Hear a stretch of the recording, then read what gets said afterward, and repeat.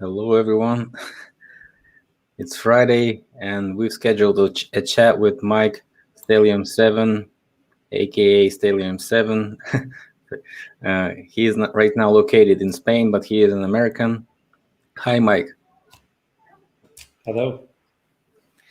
To start our talk, I would like, some general background of your YouTube live, so people, maybe somebody haven't seen you, and so they will know better who you are, what are you doing right now, and that would be fine to start the conversation today. Okay. Mike, as you said, I started a channel about 2 years ago, and hold on, I'm staring at myself, and it's very distracting.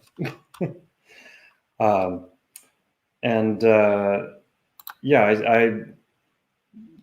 I got into alternative perspectives when it comes to geology, and was looking into a lot of different channels that were presenting information that was contrary to what I grew up believing about geology. And I thought it was fascinating, and started to look into it more, and it dovetailed with a lot of other subjects that I was studying, looking into Earth shape, among other things, and just looking at a lot of different mainstream narratives that we've been taught, and asking, is it real? Are they accurate? And the more I dug, the more I found that a lot of things that we're taking for granted, that are supposed to be settled science, if you go back and you look into them, they're not always so settled. And in fact,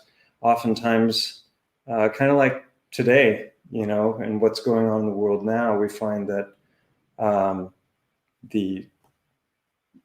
there are lots of experts that are actually saying things that are completely contrary to the mainstream narrative. So yeah, so you're showing my channel there. I started looking into a mountain that's here in town. You started it 2 years ago, it says, right? Yeah, it's about that, 2 years ago. Yeah. And there was about 4 or 5 channels that I was looking at information from, and one of them was Mud Fossil University, Roger Spur, and his ideas about mud fossilization, and the idea that fossilization doesn't take millions of years, and given the right conditions, it can happen rather quickly. And that was a new idea to me. I hadn't heard that. And then he started talking a lot about how much of what we saw, that we think of as biology, as geology, is actually biology. And I'm a chiropractor by trade, and I studied a lot of anatomy and histology, which is the study of tissues, in school. And when I was watching these videos by Roger, and there was another channel that I'll mention as well, Flat Earth Nation, a guy named Alan, who he's been around as long as Roger, and Roger gets all the credit for the mud fossil theory, but Alan's been there since the beginning, and he also he does a lot of good research, and he calls it nephorensics, which is the study of the remains of the Nephilim. And both of these gentlemen are Christians, and they say that openly on their channels, and they are oftentimes reference the Bible, and I wasn't coming at it from any of those perspectives, but as I looked into more research of this alternative way of looking at geology, the more compelling it became. I saw a video by Wakey Wakey called Geology Revived, and that was really fascinating, because he was going through a lot of the UNESCO sites and looking at a lot of different buildings, and I just started thinking there's way more going on here than we've been led to believe. And I had been a big fan of Grant Hancock and read a number of books by him, and all looking at their different cosmological theories about comet strikes and major catastrophes and destruction. Him and Randall Carlson, I saw a number of interviews with them. And so I was already looking at all the different ways in which the mainstream story didn't really gel with a lot of the findings that were out there. And so I was already a little bit suspicious. But then when I came across these other ideas, it was like, okay. And then the thing is, the town that I live in here in Spain, there's a mountain that is known, the name is Montgo, but it's known as the elephant because it looks a lot like an elephant. And it has a big cave that's shaped exactly like an eye. That's exactly where an eye should be if it were really an elephant. And I'd lived here for several years and never considered for a moment that it might actually have been the remains of a Titan elephant. But the more I watched Roger and him analyzing these smaller stones, and it seemed fairly credible because he had DNA analyses and he was a little bit kind of crazy professor vibe, tapping at the screen with a pen. And but he was entertaining, and he had a lot of interesting things to say. And because of my anatomy and my histology classes, I was able to recognize that, well, yeah, there's an astonishing number of coincidences between what he's showing and what's actually he's showing in the rocks. And that combined with the DNA, it was an interesting new avenue to pursue. And then he started doing, well, he didn't, I started to see videos that he had done on in Africa, in the Sahara, claiming, are you controlling that? Claiming that that there was this 900-mile long dragon. I control everything. And all those 33 viewers that the Masons got. Have we got 33 viewers? 36 on my screen. We jumped right over that masonry. Speaking of masonry, the head of masonry, wasn't he the head of masonry? Prince Philipp. Yeah, so is that you or me? Is that one of my videos, or are you doing that? That's your first video, man. Oh, okay. Yeah, so you can see there from the side view that this is the other side of the mountain, and people say, well, it looks more like an elephant from that side, but not from the other side. And if you look at it from above, you can see like the remains of ribs. The eye has there's about 20 different anatomical correlations with the eye. It sounds utterly absurd, but the work that Roger was doing with all these videos analyzing this place in the Sahara, and this dragon attacking a fish with corresponding to ancient mythologies and the writings of Plato, and I thought it was intriguing, and I never really considered that there might be something to this mountain. But then I started thinking about the eye and thinking about, because I'd hiked up there a number of times, and there's a lot of strange caves and structures in this eye. And I started to think about it and realize that what if those are actually anatomical structures, and it's not just the remains of or just a mountain.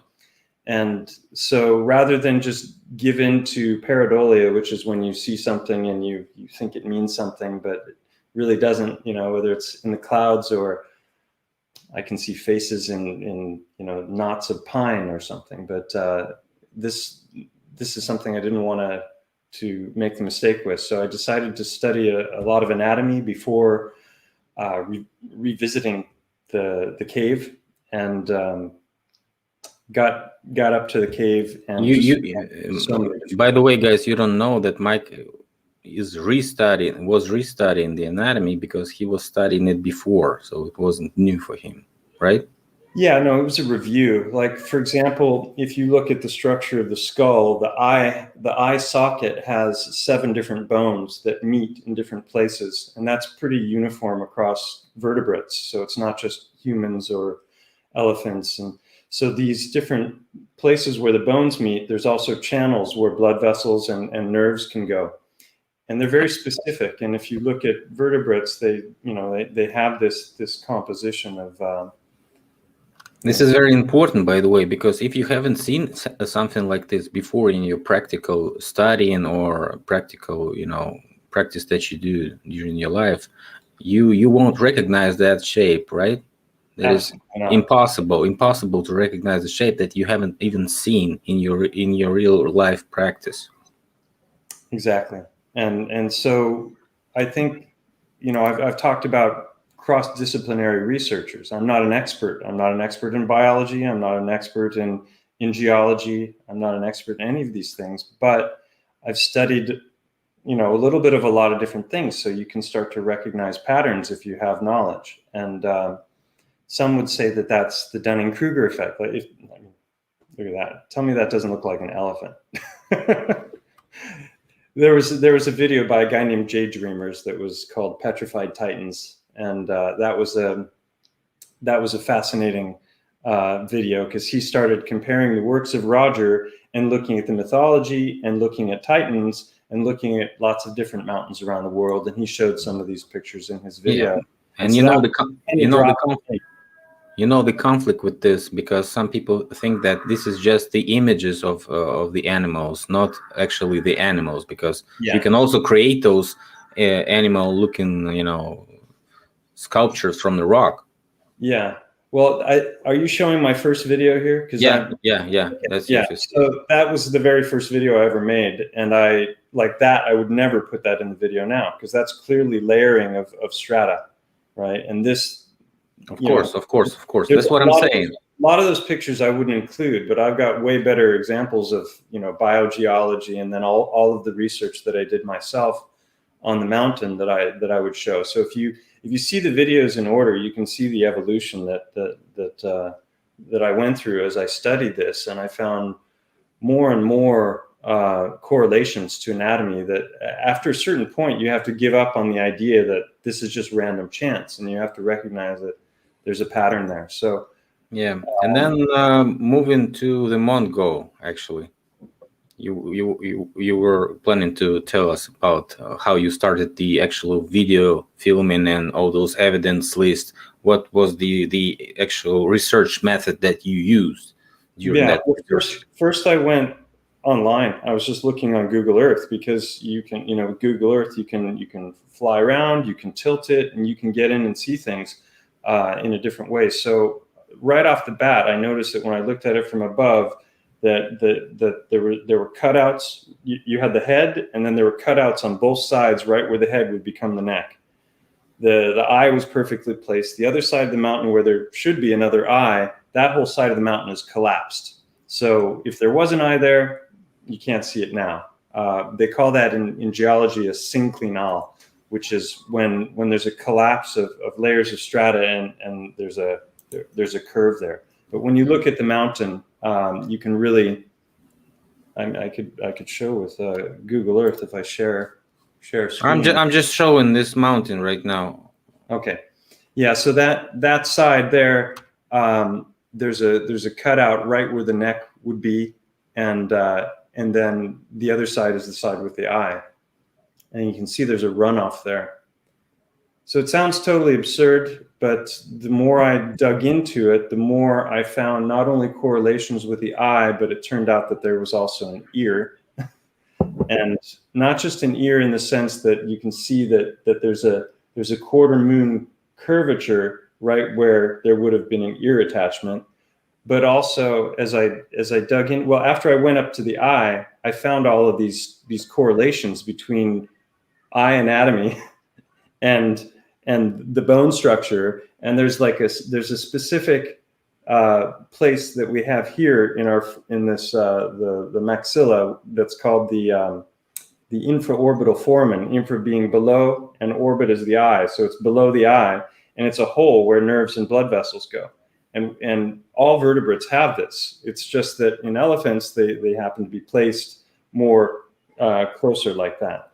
And so this mountain, if it is an elephant, its head is tilted back like that. So that puts it right in front of the eye.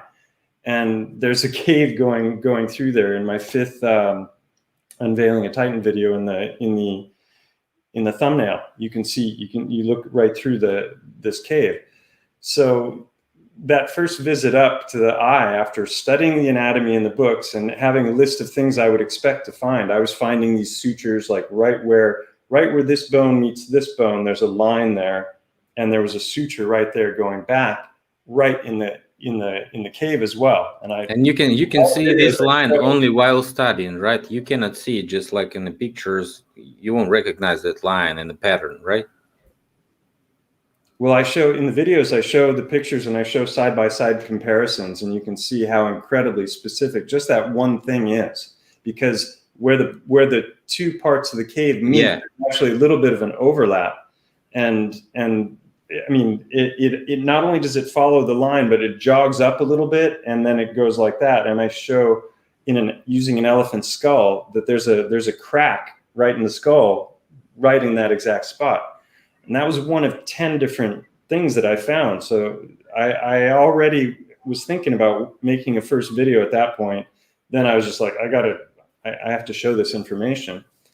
And then I started thinking about this collapse in the mountain and how the left side is not present. So there's no hope of finding an eye or an ear on that side.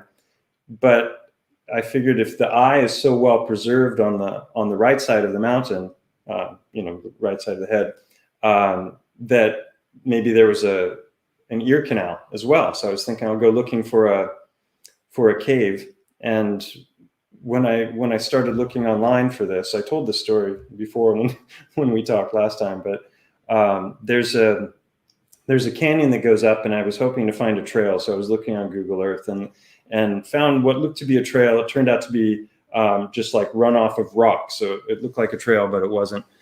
And I was going to go climbing up there. And when I looked online on Google Maps, I was trying to find the name of this canyon. And when I looked up the name of the canyon online, I found a website that said Cova del Migdia. Migdia was the name of the canyon. And Cova del Migdia was the name it's a word for cave. So right off the bat, when I was looking for just a way to get there, I found out that there was a cave there that I knew nothing about. And the more I looked into that, it was unbelievable. There was, not only was there a cave there, but a whole team of archaeologists had gone in and had excavated this cave. And it was at the time that they did this work, it was the most thoroughly excavated cave in all of that. That's actually not the ear canal there. That's called a moose gland that elephants have, and it's has to do with hormones. The ears further back. They're like that little spiral. Yeah. So so these guys had gone up. It's at 375 meters, and you need harnesses and ropes to get up to it. And they went there and mapped the thing out in 3D. Yeah. So it's just to the left. They mapped it out in 3D, and they filmed, got footage from inside, much better footage than I could have gotten on my own. And I started to analyze the footage in great detail. And there were a lot of things there that suggested that it might be an ear canal, that the inner organs are still there. You've got the spiral organ, which allows us to hear sound. And then you have the semicircular canals, which are for balance. And there's this point in the video where this guy he's shimmying on his hands and knees around, like in a curved, almost like a corridor going around. And when you look at the sides, it looks exactly like the inner structure of the ear. So it was totally mind-blowing at that point. And then I started really looking at the structure of the mountain with closer eyes. And a lot of the rocks on the plateau, which is where the ridge line of the head comes down, and then it flattens out. And you saw that at the beginning when it was looking at the mountain from the side.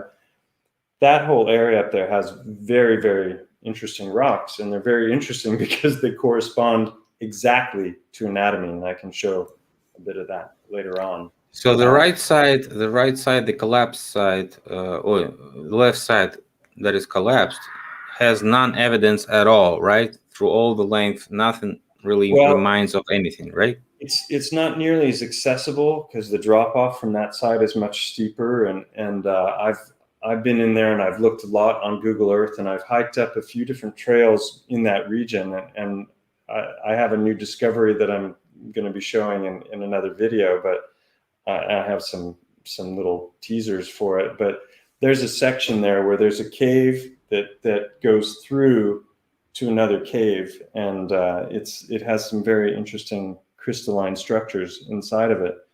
But I haven't actually found any. There's a cave called Cova del Agua, which is the cave of water, but it's not positioned for an ear or an eye. So, whether it's just like a blood vessel or something like that, I don't know.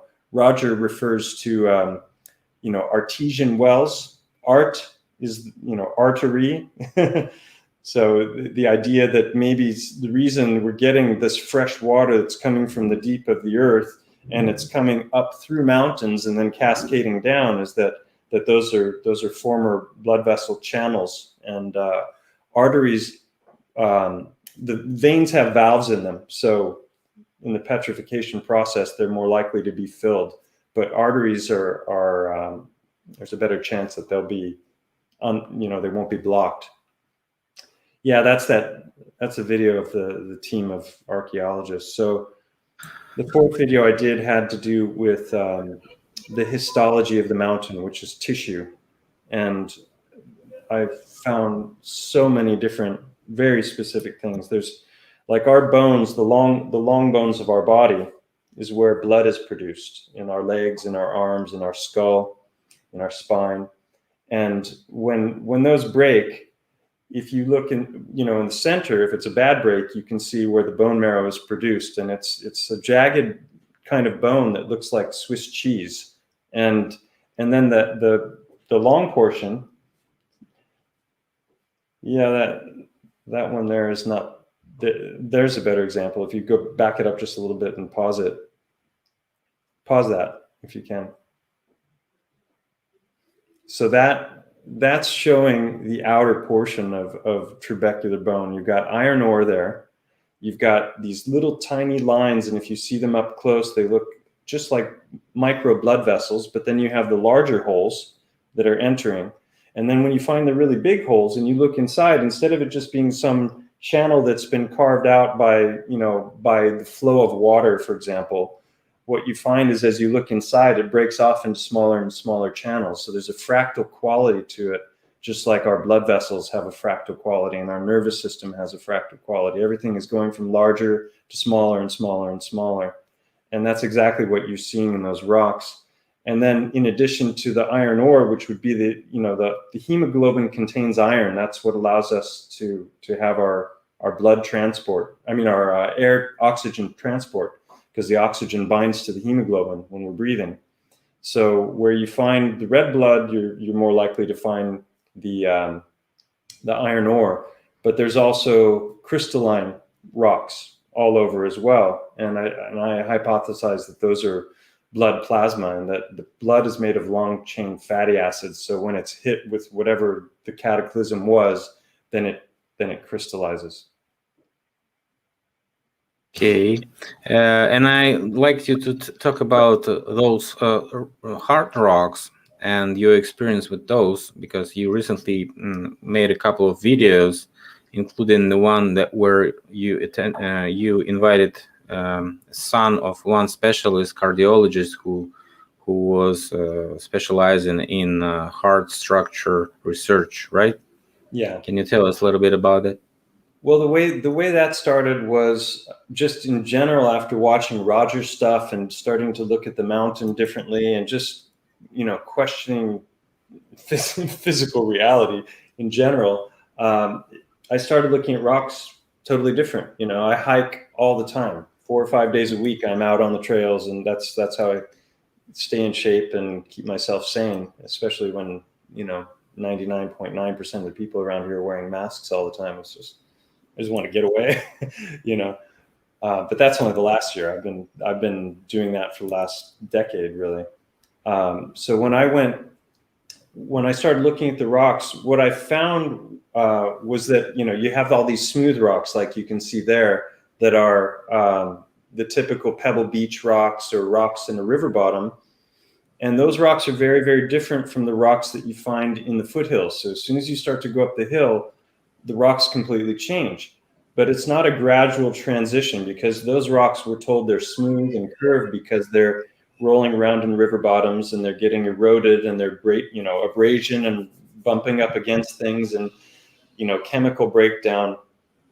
And that's not necessarily true because you know, we have certain kinds of stone that you can just see, like sedimentary layer stone. When you look at the side of mountains and they've got these lines and there's different kinds of rock, that's one kind of rock. It's very different from these. These are smooth, continuous stones, and if they're broken at all, that one, the one up above, you can see there's a fracture in it, and the one there I'm pointing at now, that one's broken off, and that's exposed the ventricle.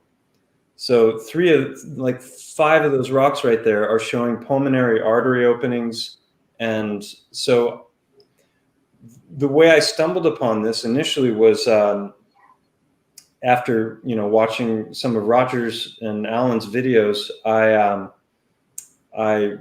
was a little bit frustrated because a lot of times the rocks that were being described and analyzed in the videos, not just theirs, but other people's, a lot of times they were just, you know, there were claims being made about the rocks with 100% certainty. And I'm looking at them going, well, it looks like a rock. And I have, you know, some anatomical knowledge. So I was frustrated, and I just kind of put out a request to the universe to send me an undeniable rock, you know, one that was just filled with anatomical correlations. And about 3 days later, I was walking a river bottom and I found this rock, and it was just amazing because I immediately recognized that the chambers were in the rock. You could look in, you could see the chambers.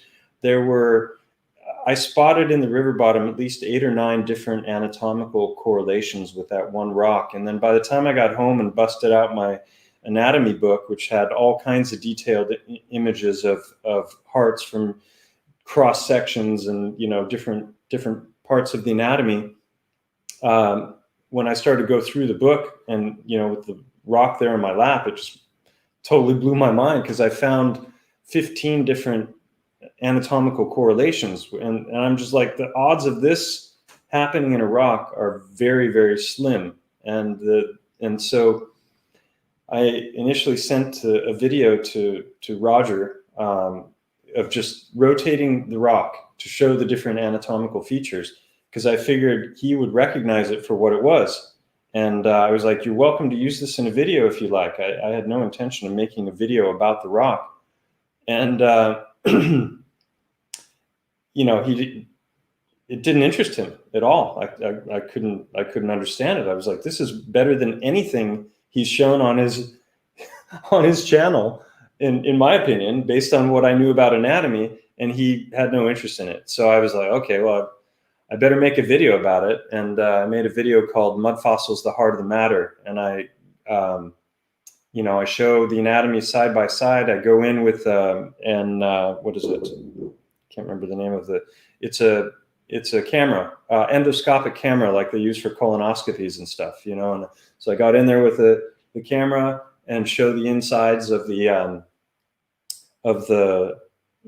you know, I just show the part you were showing, the inside of the heart. It's absolutely amazing, and to me that one rock is a game changer.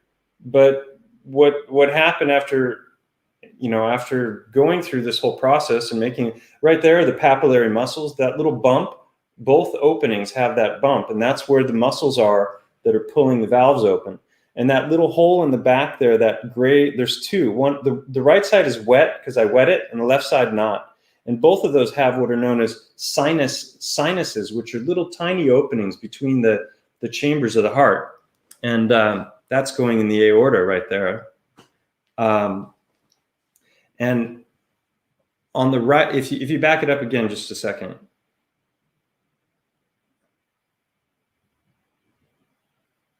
Yeah, we'll wait till it goes forward. But the coronary artery, which is a smaller artery that often is the cause of heart attacks, that goes across the upper 2/3 portion of the heart, and it's in a very specific place. And oftentimes there's fat accumulation right around it, and you can see it there on the right side there. There's the coronary artery. The coronary sulcus is just above the fat, which is this indentation where the artery lies. So I mean, these are like so incredibly specific, and the people who are just brushing this off as you know, they're not really giving the research the time of day. There I'm showing fractures and how as soon as they have a crack in them, that's an indentation there in the big one. I have a theory about that. But these other rocks, you know, there's another indentation. That's bent in. That's not some kind of erosion. So if you notice their harp shape, they look like, as Alan says, bicycle seats. You know, that there's so many, I could talk for hours just about the rocks. But so basically what happened is I decided, well, if there's one, if I can find one, I should be able to find several, right? If it's a real thing, it shouldn't just be this rare one in a trillion occurrence. And so I went back down in Mud Fossils, the Heart and the Matter Part 2. I went back down to the river bottom, and this is from a video called Broken Hearts Tell Tales, where I start to break them open, and it reveals chambers and blood, and you know, it's pretty undeniable when you see it all as a whole. I'm going to release a little short video soon. You can see there, it didn't look like that at all on the outside, did it? Yeah, crazy holes, and you won't even understand what it is without actual knowledge in anatomy and all those hard research. And that reminds me of something I've said a number of times, which is that we're not taught in school. First of all, we're taught in school that this is impossible. If it were to ever happen, it would be an anomaly that would be a 1 in a million sort of a thing, because soft tissue doesn't petrify, because the bacteria and the larvae are going to eat away at the tissue long before it could ever petrify. And that was, you know, where mud fossil theory was fascinating to me, because the idea was that when the mud comes in and it surrounds the tissue, that it creates an anaerobic environment where the bacteria and the larvae can't thrive. So they're not going to be able to eat away at I mean, there are anaerobic bacteria, so that might be a little bit of a hole in the theory. But you know, we're taught that can't happen. And what is your take on actual, you know, most possible things that could have happened, that could have created something to fossilize very fast? And yeah, it's gone through different levels of inquiry. The first I just assumed was mud flood. But that was confusing to me, because I could understand it happening for different body parts, but I couldn't understand preserved organs being found separate from the body. Like, you would expect it to be a mix of those things. Why would like, if something biological is simultaneously, the whole body is simultaneously covered with the mud, and the oxygen excess is canceled, then right. What? Why wouldn't you find the whole body petrified? How many years then would it take after recovering? Roger claims to have petrified a chicken bone in 6 months. He said it smelled awful. What the officials say, actually? What is the possible age to something to fossilize and get petrified?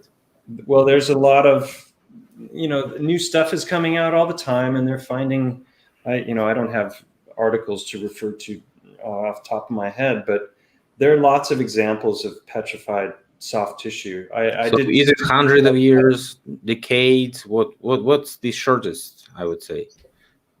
Well, I'm leaning more towards instantaneous now. I think mud fossils is a thing. I think that it, maybe it happens in 6 months or a year or a couple of years. Maybe it happens partially, and then who knows? Have you seen anyone perform anything like a testing of that online, maybe recording that? There was one channel, I can't remember the name of it, that took like 40,000 volts and ran it through mud and silt and put, what was it? It was a fish. He put a fish in for like 10 or 12 days and just had this arcing current going into it. And it was it was like 2 hours, but in the end, it wasn't really conclusive. And there were people that were suggesting other compositions for the makeup of what was surrounding it. I don't know. Whatever it was, I believe it involved huge amounts of heat or perhaps electricity and plasma, and I think it probably happened very quickly.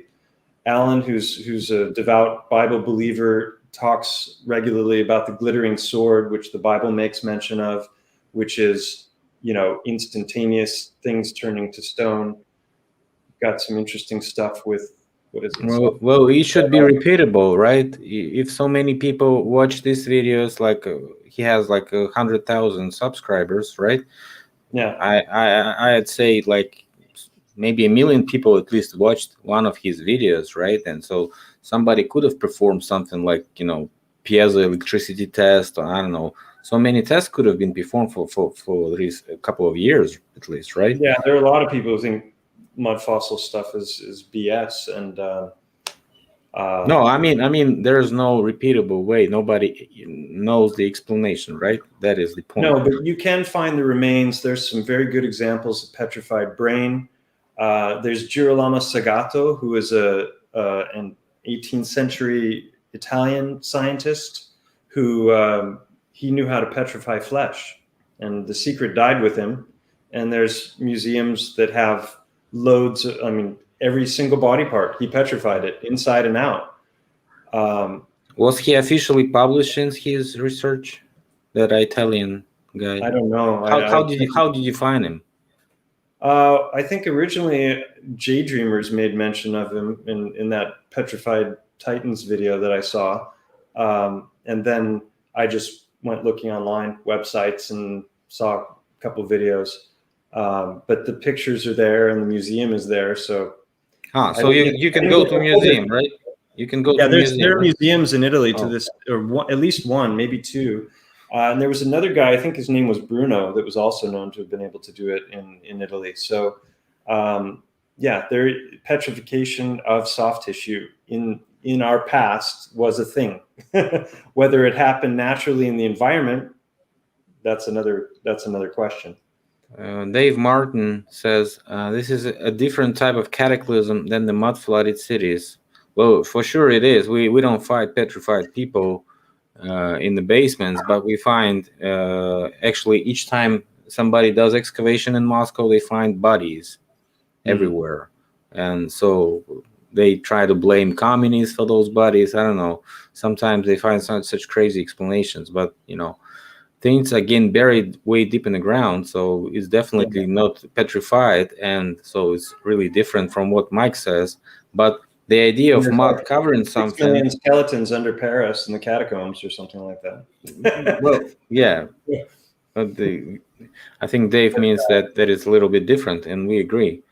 But also when it comes to like resets, the idea of like there was the mud flood, I don't know, people place it at different time periods, the last major one. But when you look at the time before that, the period of time like Angkor Wat and these different, I don't have the names off the top of my head, but there are loads of different places where they've supposedly dug caves straight out of solid rock with Bronze Age tools. I think that those are perfect examples of some major energetic cataclysm where stone melted as well, and possibly buildings.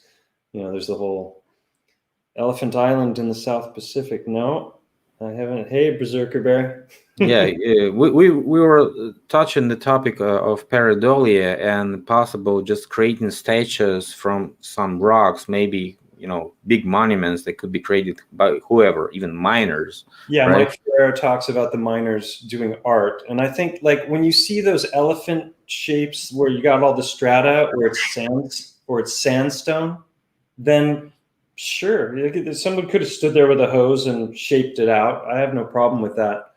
A lot of because I've watched 2 videos that you've done with him, and I think a lot of what he says makes sense. He doesn't agree with anything I say, but I'm more of a syncretic. One case is when you have those biological and tissue, coincidences, I would say, at least. And the other thing, when you just have only shape or the way the rock looks, this is way different, because the list of coincidences you mentioned was around 30 coincidences, right? I think with the Heartstones, I have a list of about 25 different characteristics that I've compiled, and they're in the videos. Those are very, very specific, and basically the way I look at it is, finding an oval-shaped rock, piece of cake, right? Finding a round rock, easy. Finding a rock that's shaped like a harp or a bicycle seat. Okay, that should be a little harder. And this is something I started to touch on before. We're taught certain things about stones, and because of that, we're blind to possibilities. And what we're not taught about stones is that if organs can petrify, and some of them can be hearts, then that means that some of the rocks have a top and a front and a back and a bottom, because they sat in the body in a particular way.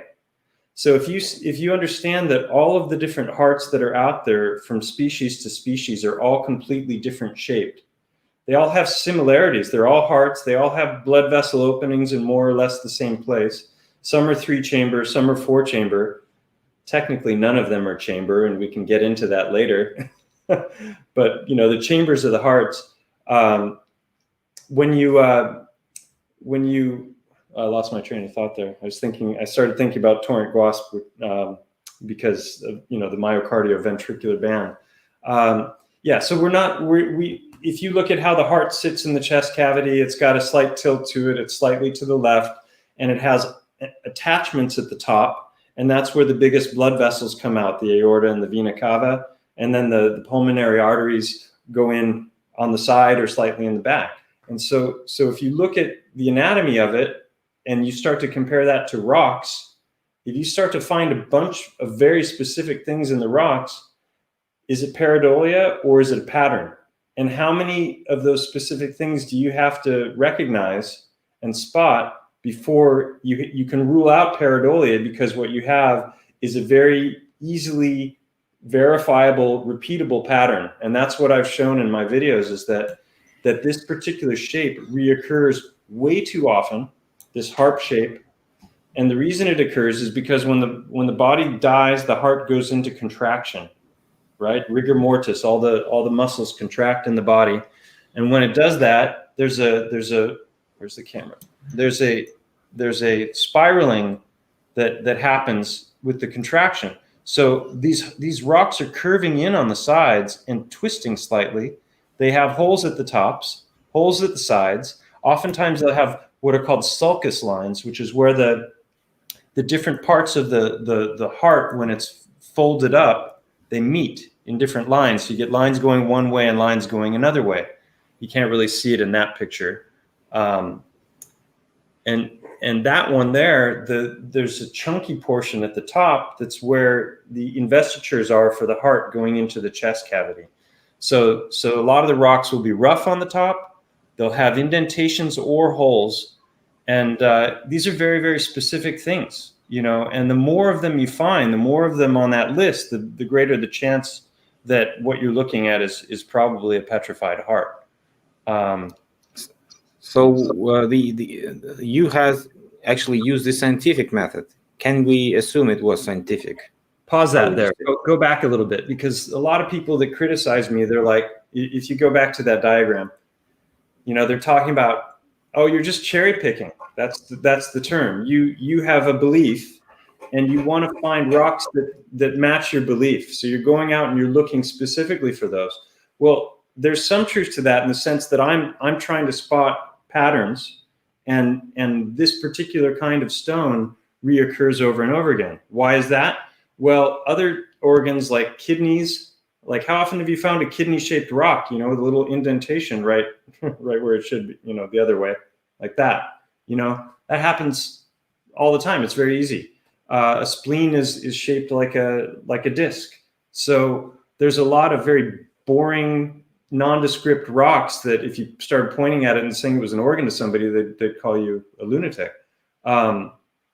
So yeah, if you look at that and make observations, well, I observe things. I ask questions, ask an interesting question, right? Think of questions, formulate a hypothesis. Why does this rock look like this?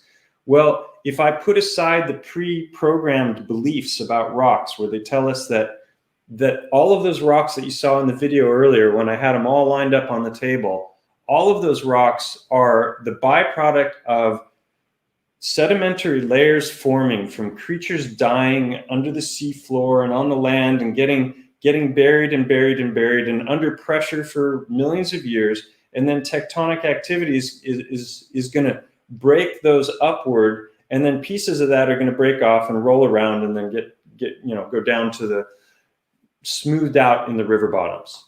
And that's not what I find around here at all. What I find is one or the other and nothing in between. So yeah, so develop testable predictions. That's exactly what I did in my second video. I said, well, if this is a phenomenon, if it's really true, I should be able to go out live and find more rocks that match that category. Now, have you looked only in one area, or you visited several areas? I really, in this region, I'd say in 20, 30 kilometers in any direction, because when I was doing like in the beginning, when I was doing this research, I wasn't traveling much. I was just here checking things out. And then we had a year of lockdowns that were, Yeah, I'd suggest you visit some more places to collect more evidence elsewhere.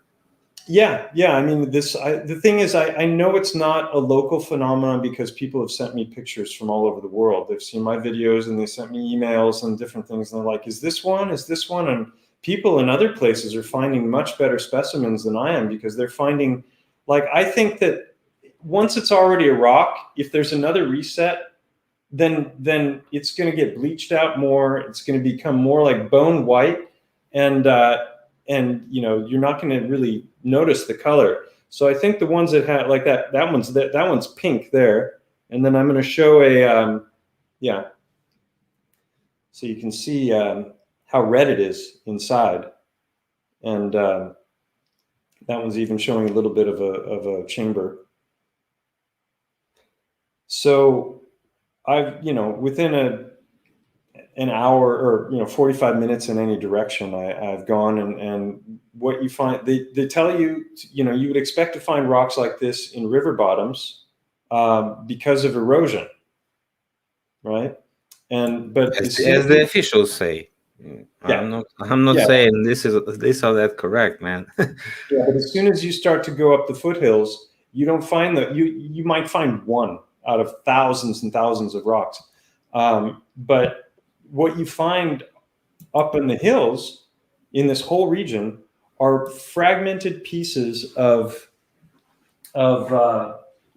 larger structure like this. You can't tell me that that's going to roll around in a river bottom and start looking like a heart. Now here, this has got iron ore attached to the back of it. If you look at up close, I don't know if it'll focus enough, but that's an example. You can see the little micro blood vessels there. Maybe you can't if it's not clear enough. Let's see here. Here's a better example, maybe. So it almost looks like elephant skin. That's the fun thing. Yeah. There's a guy in Thailand, Ian. Hold on, I've got his site here.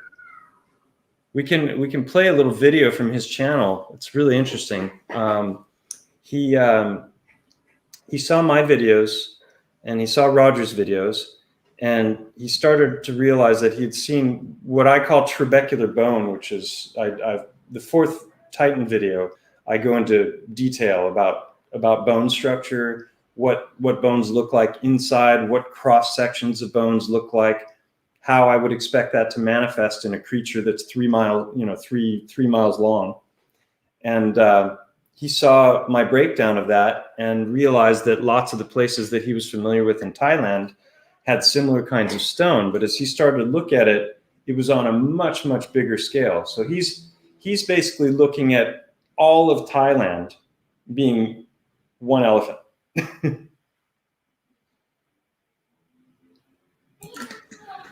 So have you made a video chat with him or something? So maybe... we've exchanged texts and talked a little bit, but never done any videos or anything. He's made videos, and his channel name is here. I can send you a link. We can watch it if it's only 3 minutes long, but he's got some very interesting. Just send the link to the chat. To the chat. Where is it? Here we go. Too many tabs open. There we go.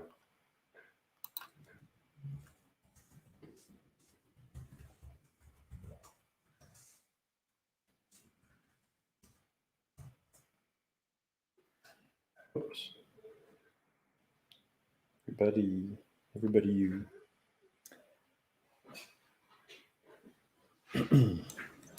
So he's doing a histological comparison. He's looking at the anatomy in detail, and he found just some amazing stone structures. Now, Mike Ferrero would probably say it's just slag, but if you look at the histology, no, I don't think so. Yeah, you also touched the topic of ancient myths. Yeah, about this petrification that were preceded by different creatures, mythical creatures like Medusa, Harkona, or whatever your name is. There were right. What can you tell about it? Does it have any correlations of immediate petrification and what you see actually on the Mount Go mountain? Well, there were two reasons I kind of abandoned the mud fossil theory when I was trying to understand what I was finding. People think I'm trying to create my own thing or threw Roger under the bus, or I'm trying to steal his thunder. I just was trying to understand what the empirical findings that I came across here. It didn't make sense to me that the mountain, which is 750 meters, could have been covered entirely with mud and stayed that way long enough for the whole thing to turn to stone. It just didn't make any sense, because that would mean that the entire region would have had to be covered with at least 800 meters of mud, and that all of that mud would have had to have disappeared. Now, having said that, there is a star fort at 825 meters that I featured in a video that's 2/3 covered in mud. How did the mud get there when it's at the top of the mountain? Interesting, very interesting.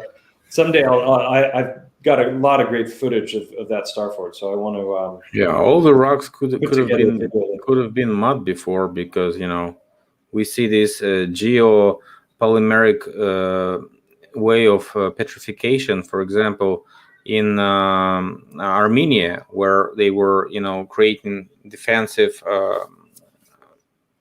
facilities for the shooters, creating them with the sandbags, and so the sandbags were wetted by the rains and always drying on the hot sun, and maybe some mud was also in those sandbags, so it kind of dissolved, and all those sandbags petrified suddenly in 10 years.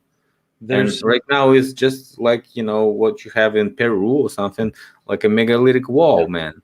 Yeah, I think those were geopolymers. There's a 2-part series by a channel called Observation Deck. I don't remember the titles of the videos, but it was 2 parts on geopolymers, and he went back through old texts. He found recipes. They knew how to synthesize any kind of stone, marble, you name it. I saw in a museum in Athens once, they had a vase that was just incredibly delicate, that was made out of diorite, which is the second hardest material. And to think that they had some diamond cutting instrument and a lathe and could possibly have carved this out of solid stone, without breaking this fine lip. And they couldn't even have gotten the instrument inside to carve out the vase. So it's impossible that it was carved. It had to have been thrown like on a potter's wheel. Well, maybe they could throw it on a potter's wheel and then set it just like we're doing now with fillings and teeth. We have these geopolymers. We have these plastics that go up and they're soft until you hit them with ultraviolet light, and then boom, they harden, right? So I think that was such a huge couple of videos for me, because I started to realize that so many of the megalithic architectural sites were not quarried stone that was lifted and moved and placed, but were actually probably poured in place. And I wouldn't be surprised if the pyramids were done that way.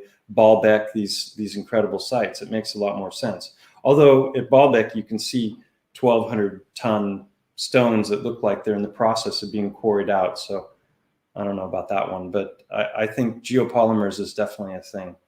And so I abandoned the mud fossil idea when it came to both the mountain, because of the requirement for the mud to be so high and stay there for so long, but also with the heart stones, because that didn't make any sense, because why would you find a bunch of organs separate from the bodies? So that was when I started theorizing that maybe the outer portion of the body was being destroyed in some way while the organs were hardening.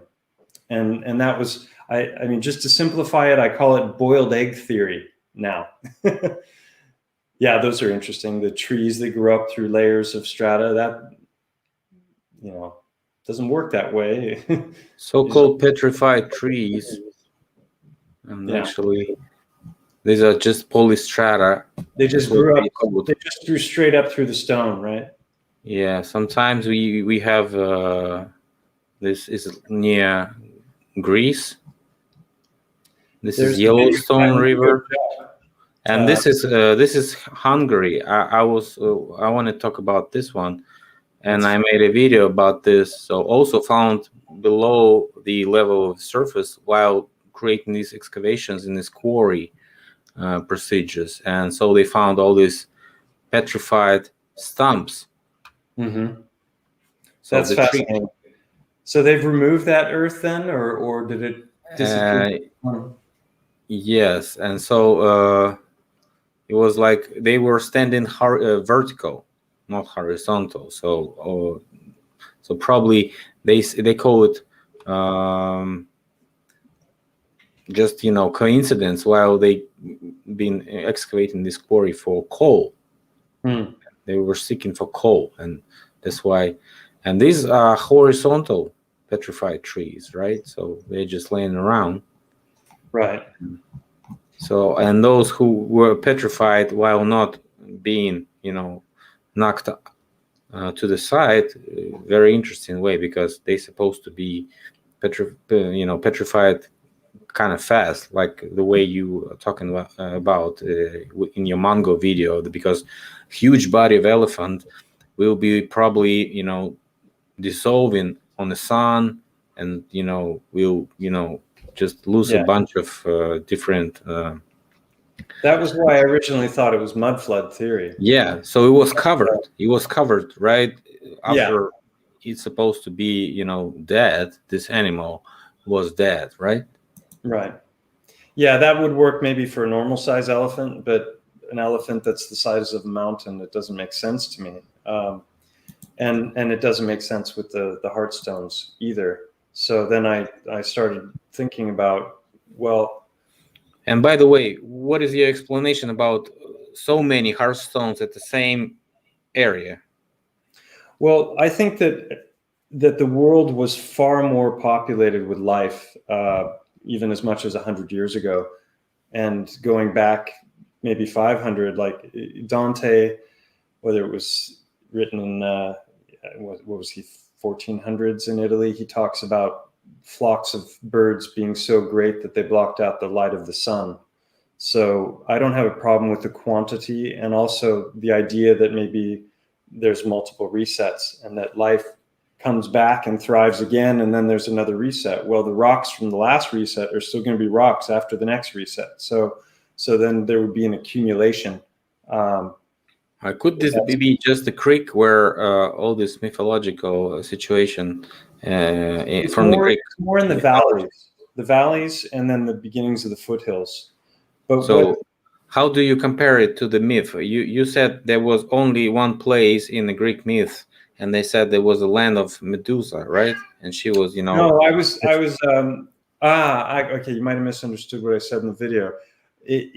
There have been a lot of different synchronistic events as I've been studying this stuff, and one of the synchronicities happened to be that the name of the river where I found a lot of these rocks, and the river goes through this valley and then it empties out at the sea. That whole river is called the Gata de Gorgos, which literally means Gorgon's cat. And the Gorgons were three mythical sisters from Greek mythology that had the snake hair. And there's the myth of Perseus cutting off the head of Medusa and then turning the Titan, the Kraken, to stone. So I just thought, well, that's kind of interesting. Here I am doing all these videos and finding all this potential evidence for petrified body parts, and it just happens that the name of the river is the Gata de Gorgos. Another thing that happened, that rock that's just behind our pictures, that's here in my office, that's about 1.5 feet long, and it's got a dozen of the anatomical features that I lay out on the list, and I was like, well, what was this? A giraffe or a what's the biggest land creature we have? How big are their hearts? The heart is about as big as your fist, So this is like, how many of those do you need for 1.5 feet? So I'm like, that was a big creature, and then I was with a friend, Victor, and some other friends, and we went to the Star Fort, which is it's a castle that's just on the other side of Montgo. And as you enter on the right, there's a painting or a blown up poster of a painting that's in the museum inside of the castle. And it's showing all of these different people doing different things all around the castle back in the day when it was like a hustling, bustling, metropolitan center, because it was a Roman village according to official history. And so it was a port, lots of boats coming and going, people getting in and off of the boats, and all kinds of activities. And if you look close, it looks like you've got big people and little people. And at first thought, you might think that those little people were children, but when you look closer, you find they're not children. What you have are giants and our size people. And we're talking. And we're talking to this head effect. He was holding the head, and so he was turning the eyes. So whatever the eyes were directed to got petrified. So that's kind of explaining us some, if it was alive, certain technology, maybe not eyes, but maybe some perhaps maybe some glasses, which maybe binocular type of frequency. If you get into the realm of mythology, then there's all kinds of different myths around the world. Like my friend Rodrigo has talked about the Salish Indians and what are known as transformer rocks. They have a whole mythology that surrounds these rocks that can also be reanimated and come back to life, which I hope. What about golems? Golems also. Golems turning to stone. That's like the Tolkien stuff. We have obviously the glittering sword from the Bible. You've got the Book of Enoch talking all about Titans and a great war and battle, and a bunch of spells like witchery and witchcraft that people spell. So also frequency. You have all the mythologies of the element benders, the earth benders and the water benders, like from the last Avatar, which are, those are also talking about the same kind of thing. So. But then if, like in my Petrified Titans and Organs Part 1 video, which was called The Discoveries, I talked about a bunch of the different questions that I had and things that I couldn't answer. And I was initially leaning towards volcanic explanations, because once I discovered that stone people, once I discovered that, pyroclastic flows were over 1,000 degrees and could move at the speed of sound, or so they claim, then I thought that might be something that could flash petrify. And in the process of hardening the organs, maybe it's just annihilating the outer portion of the body. And then I started to think about the organs. And the interesting thing about the organs is they're in the chest and the abdominal cavities, and they're hanging, they're attached so that when you go running, your organs are not moving all around, right? But they're attached, but they're in a liquid inside of the pleura, which is a giant fatty chamber, right? That all of the organs are in one big fatty chamber called the pleura. And then each one of the organs is wrapped in fascia, which is a thick, fatty layering. And the heart has the thickest of all of the fascia layerings. So when I was thinking about that, I started to think about a boiled egg. You've got a shell, and then you have liquid inside. And then in the space of 5 or 6 minutes, it's transformed into this hardened thing. And I thought, well, what if the heat was 10, 20 times, 100 times hotter, and the time was longer? Well, as the whole body is being annihilated, those might turn to stone. Might. I don't have a way of reproducing that. I suppose if you put an egg into a kiln, like you were going to bake pottery or something, and you just leave it in there for a long time, it'd be interesting to see how hard it gets. And it may involve electricity or plasma or something as well. But then I was like, well, where are the long bones? Where are the legs? Where are the arms? Where's the scapula? Where's the skull? It didn't make sense to me. And then some people in the comment threads were like, well, was a bunch of cannibals or something, and they just discarded the organs, or what? Yeah, they would have been eating hearts then, because that didn't make sense. Hearts. Yeah, they like the cannibals like that stuff, don't they? So anyway, so maybe they were trying to, if we take an action and take in consideration this dismantling of heart, taking out the heart, that is kind of kind of what we saw in the movie about Mexican pyramids in inks that were cutting heads and taking out hearts, and then what they were doing with those hearts. Actually, maybe they were putting them in some petrification chambers, right? But I mean, to have so many of them that they just fill the beaches and the river bottoms. Who knows? And there are all kinds of different sizes also. So I don't think they were removed. I think what happened. Why would have been creating those pyramid structures also? It's unexplainable in official version, because they were saying that this is religious monument, religious building, something considering the afterlife, right? And so when we see a bunch of those hearts in the same creek, in the same river, which is not a coincidence, and maybe people were having this religion to put the hearts in some under pressure mud or something. I don't know. Who knows?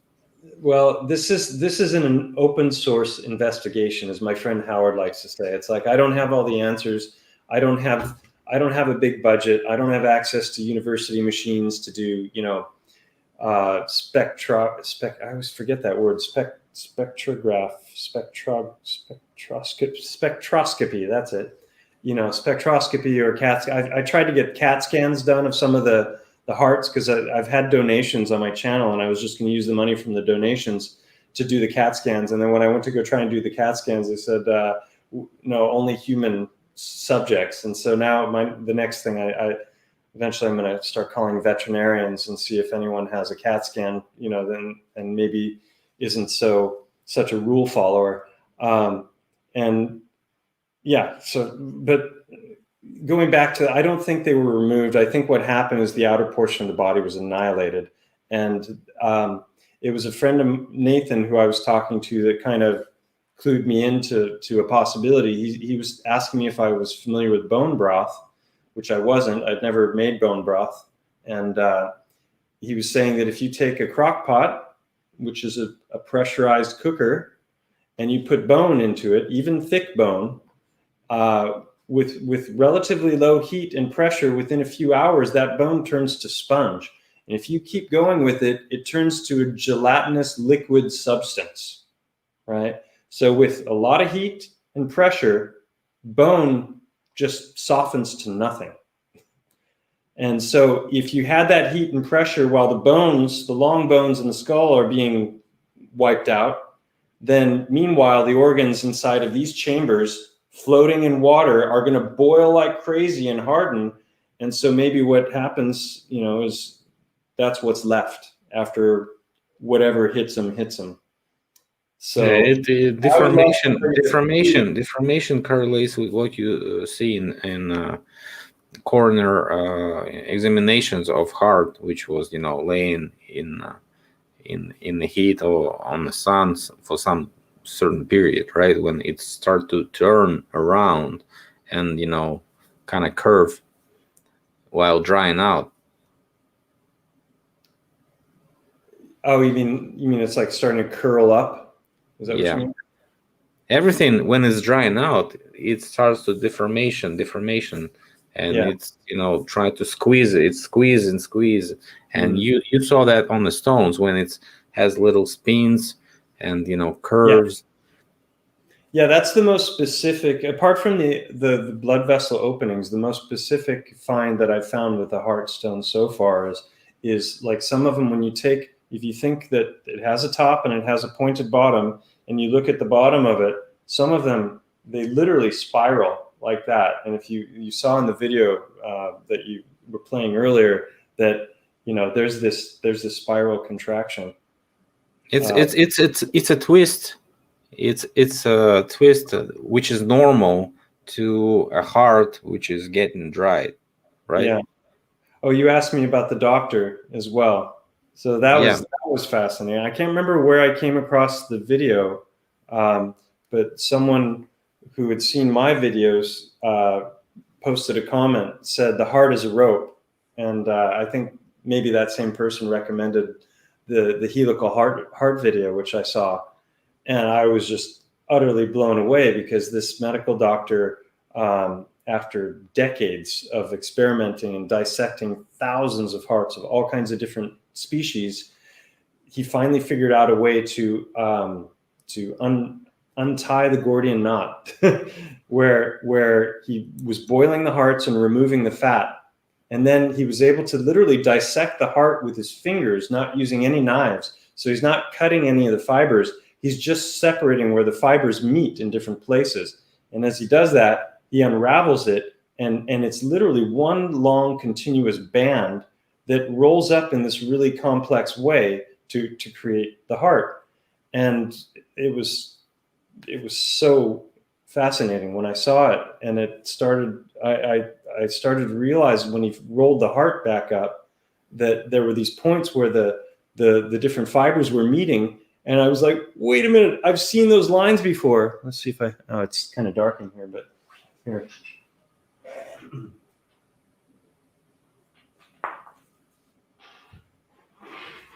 So it's a little bright. You can't see it. You can see it better on this side. Like this, everything's backwards. Right, that line right there. When you look at it at that video, you see when he folds the heart back up that it's got these very specific lines. And so I went back to a bunch of the rocks that I'd already gathered, and they had lines in those places. I was just like, oh. So he kind of proved on scientific in scientific field that heart is like a tiny, not tiny, but just a muscle that was wrapped around and created something like a heart, which we know, and it's not like only the officially accepted way of construction, right? Exactly. Yeah, the prevailing model for the heart is that it's this 4-chamber pump, and they contract in synchrony, and that for hundreds of years that was the model for the heart, that it was a pump, and he had a problem with that when he was going through school to become a cardiologist here in Spain. He was a Spanish doctor. And when you start to study it, you've got bigger tubes going to smaller and smaller and smaller until you get to capillaries. So you're pushing into a greater and greater resistance because you have the viscosity of the blood, you have the friction of the blood vessel wall, and then you have the narrowing of the pipes. And he was like, this, if you've ever studied plumbing, that makes no sense that the heart is a pump. And he had a problem with that, and was constantly, questioning it. Yeah, there he is. And so he finally, unraveled it, quite literally, the puzzle, and discovered that it was this one continuous band. Well, that was the beginning of his discovery, because the next discovery he made was even more mind-blowing, which is that the heart, it doesn't pump at all. It actually functions as a vortex. So it's called, the documentary there is called The Helical Heart, which I recommend to everybody.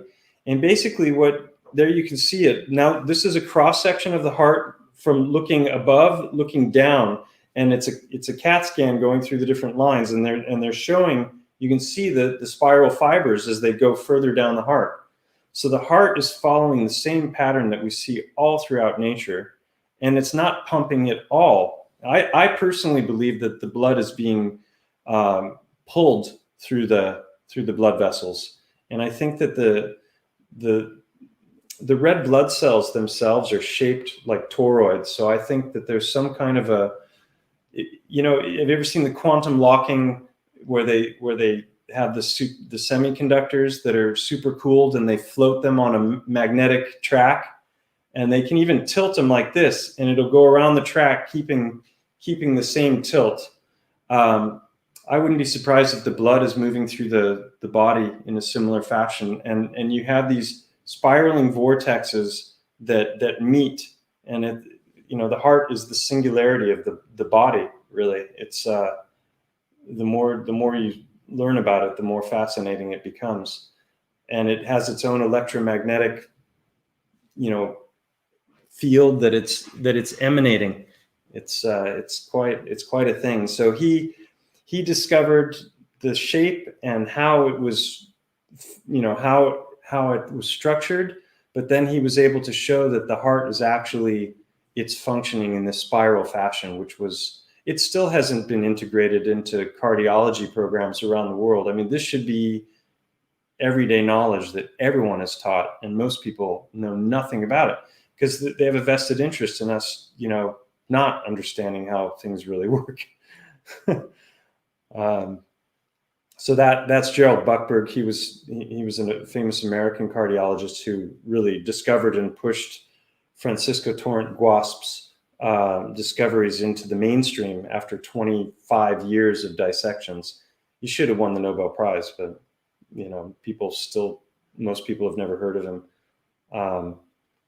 So then another of the grand synchronicities when I was doing all this studying was, it turns out, I saw this at the end when I was watching the whole documentary, and then at the end I saw his name and it said Denia, Spain next to his name, and I was like, Denia is it's literally like 10 minutes drive for me to Denia, and that's where the star fort was with the picture with the giants, and and then we've got Montgo right between us here. So I thought, oh man, I'd love to talk to this guy because he would recognize what I was showing in these rocks. And there's a foundation, but I found out he died 15 years ago, so no talking to him. And then I found out that there was a foundation. They had a website, and one day about mostly awards for acting. That's true. Something is wrong. So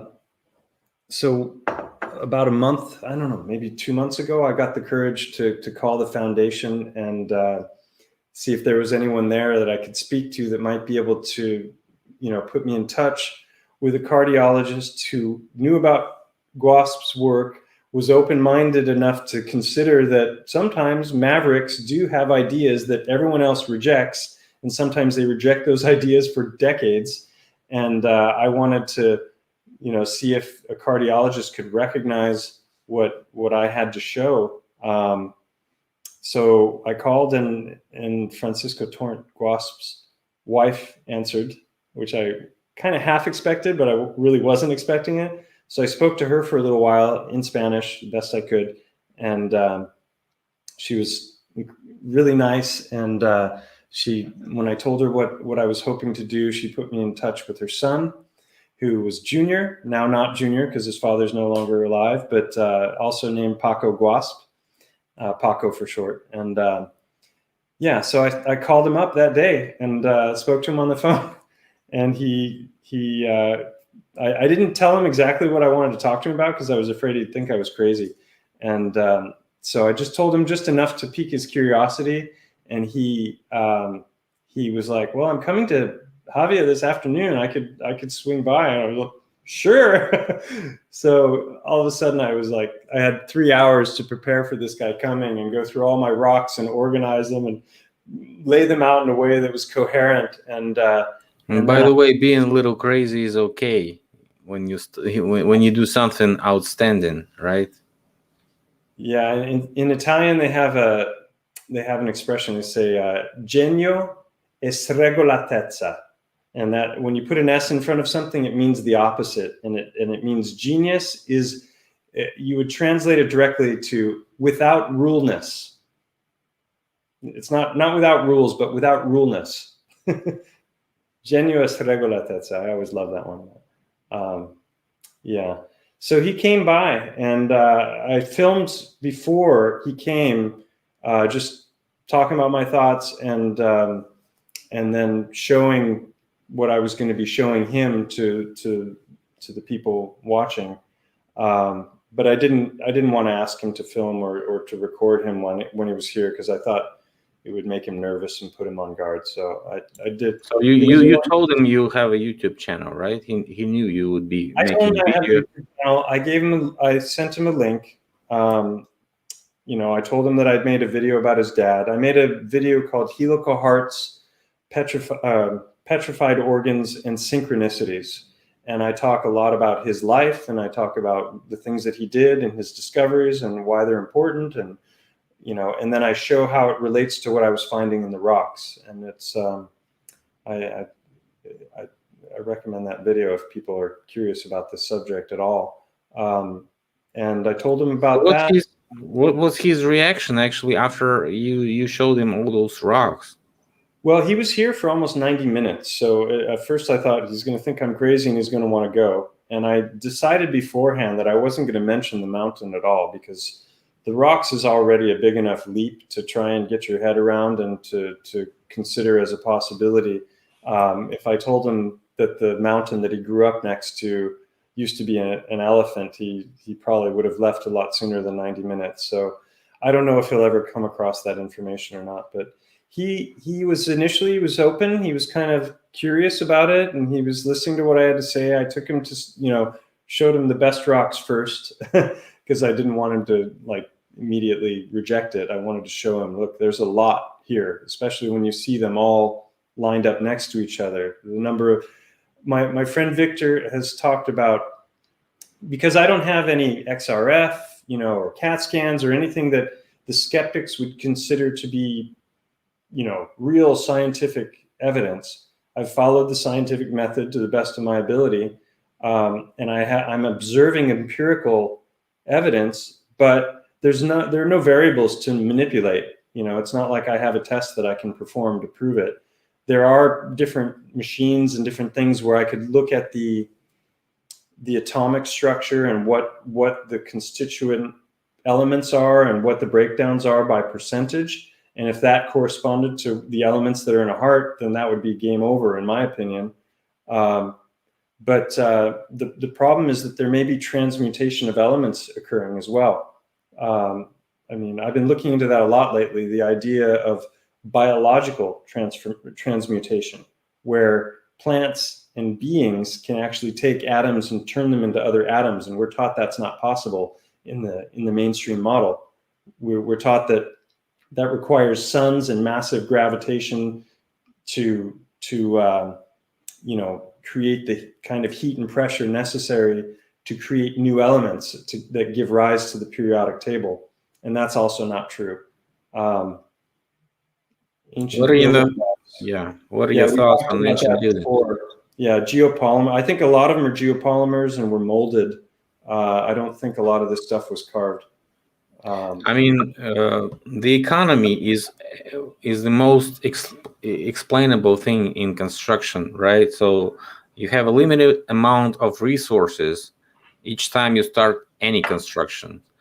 But if you have a natural source of this, geopolymer concrete type of flow, which can come from underground, which we know is very easily proceeded while you do drilling, or you can use it from a mud volcano source, which are officially recognized to be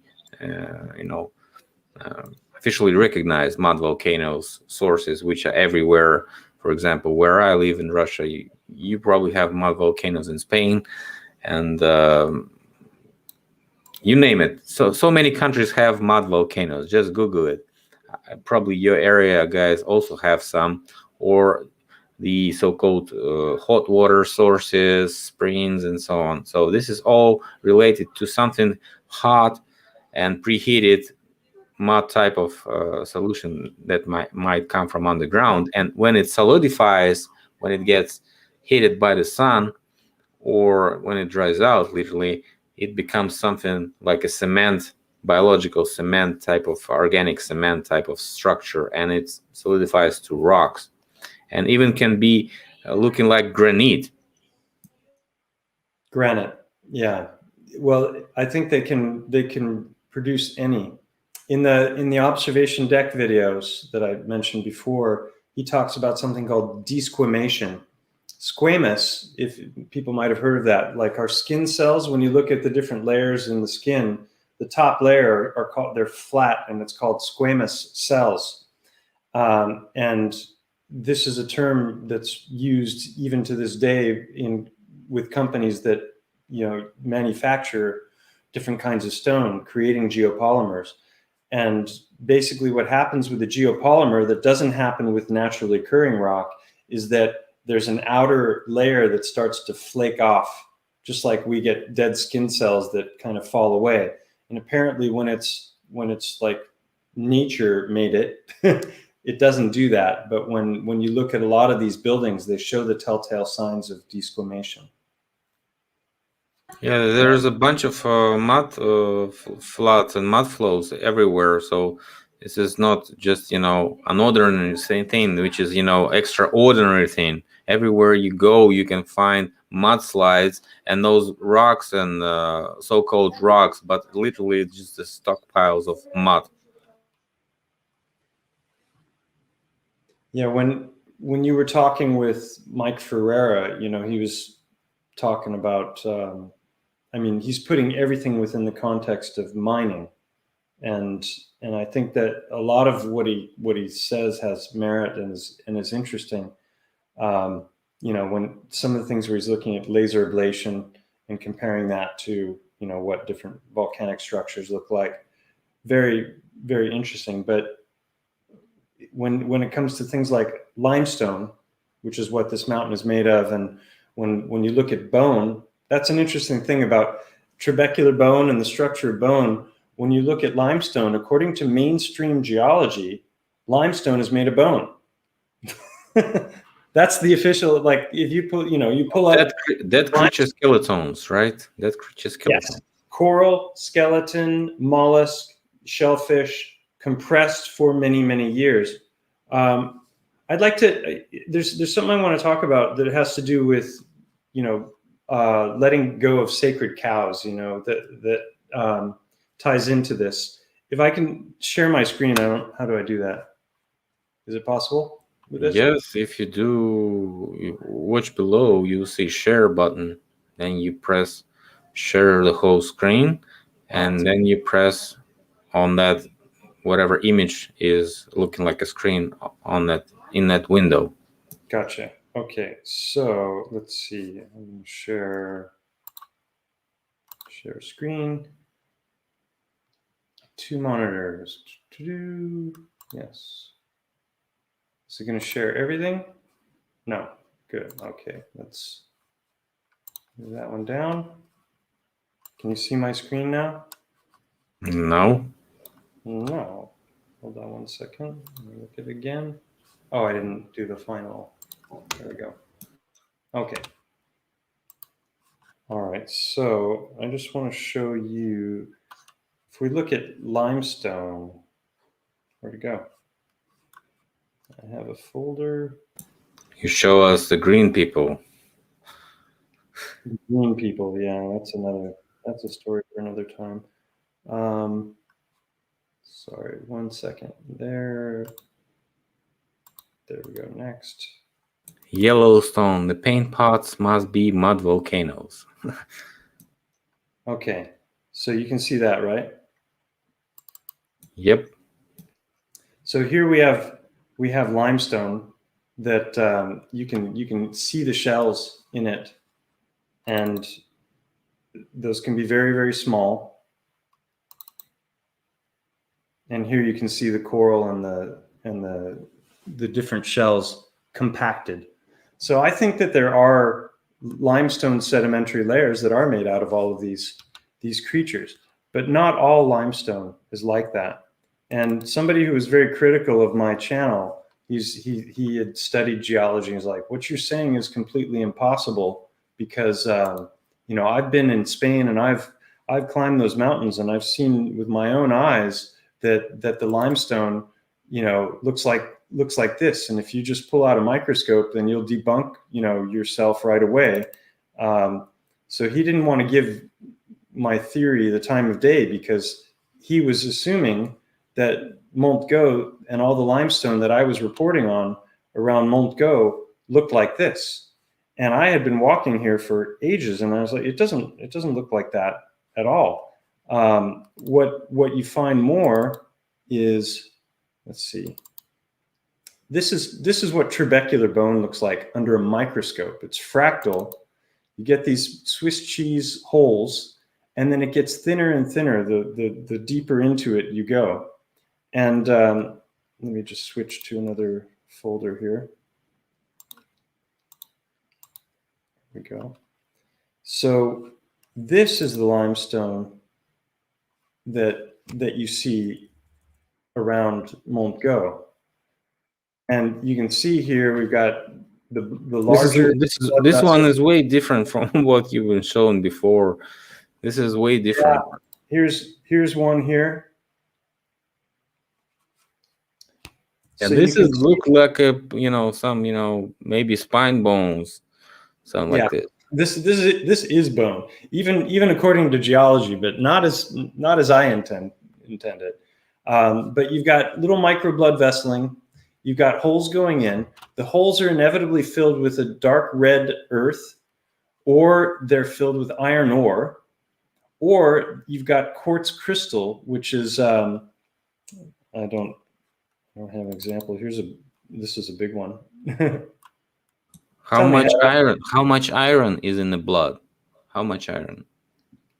I don't know what the percentages are, but can it be plausible evidence for these blood marks?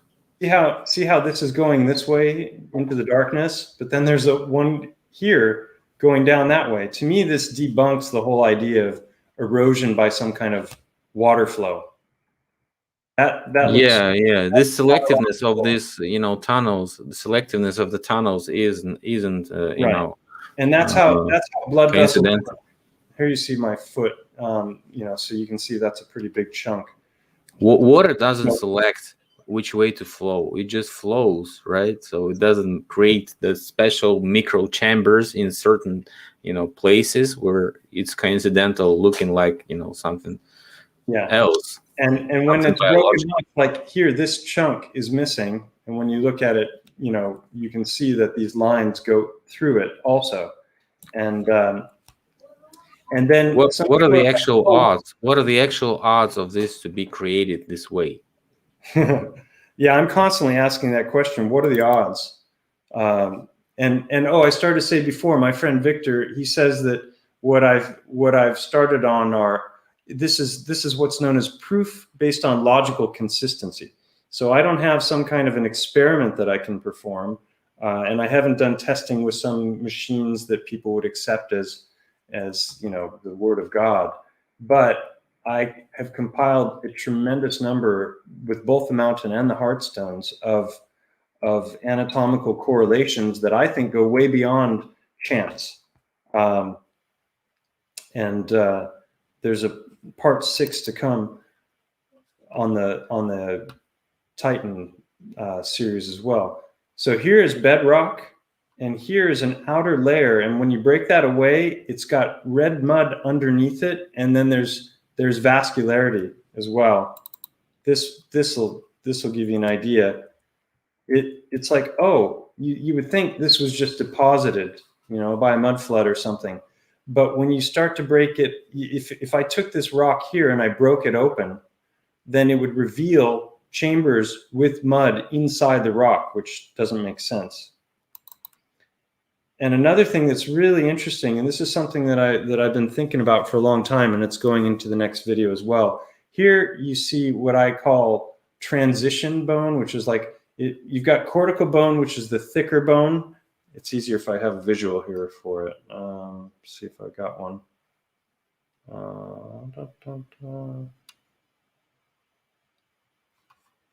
Here, wait, limestone. Hold on one second. So all of those rocks above, while I'm looking for this thing, they're broken pieces, not of the kind of rock below, not this rock, but that other rock that I was showing you that had all the lines and the blood vessels. It's like a thinner layer that can be broken up into these fragmented chunks. And what you'll never see are any of these rocks becoming hard stones.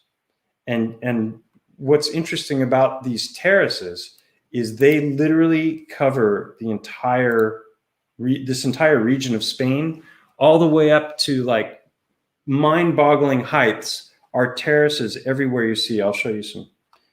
Actually, wait a minute. Let me just show you here. This is better. All right. So here's our favorite mountain. And when you start to look at the lines, can you see that? Yeah. So there are all these lines here, and some are saying, "Oh, that's sedimentary layering. That disproves your theory." Well, all over this region of Spain, it doesn't matter where you go, you find those lines. See all those? Those are man-made, or probably man-made. Those are just like that picture I showed.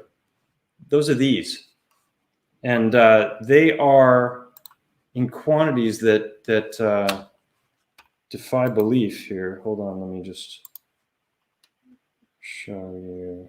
So it's artificial, right? Yeah, and they're everywhere, and they're made of the outer layer, and then like this would be bedrock. This is the thicker, what I call cortical bone, and then you find these. Let's see here. I think this is the one.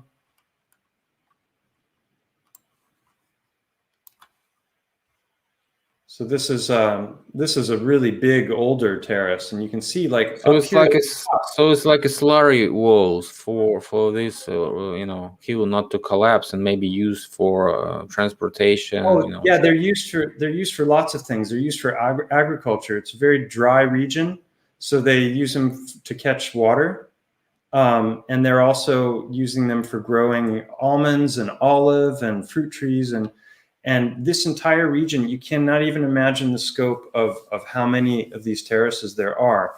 But the thing is, when you look at it and you realize that these are all broken pieces of, let me find that, like I showed. By the way, it's funny, but the same technology is used when they create railways, because railway is supposed to be on top of the landscape, so the water will flow off.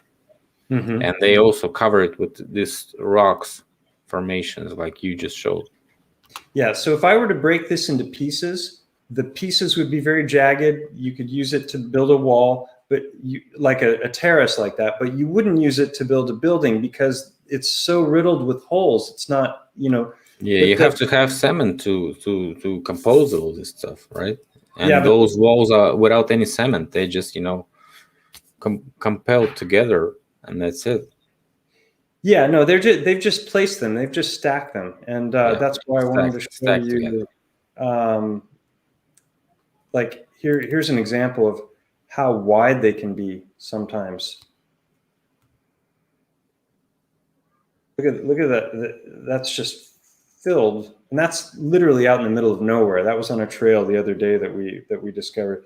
So if you imagine all of that rock, and imagine that those terraces are everywhere, in every direction, on every hill, and you imagine all of that rock before it was broken into pieces, how would it have looked? And my theory is that all over this region, it looked like this, but it was all smooth and unbroken. And I think that all of Montgo and all of these other mountains, they had a completely different look before those terraces were made.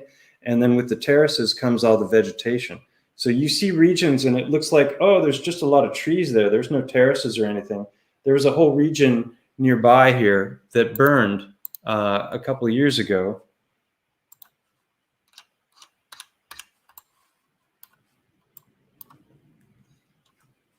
Right down here, this whole region burned.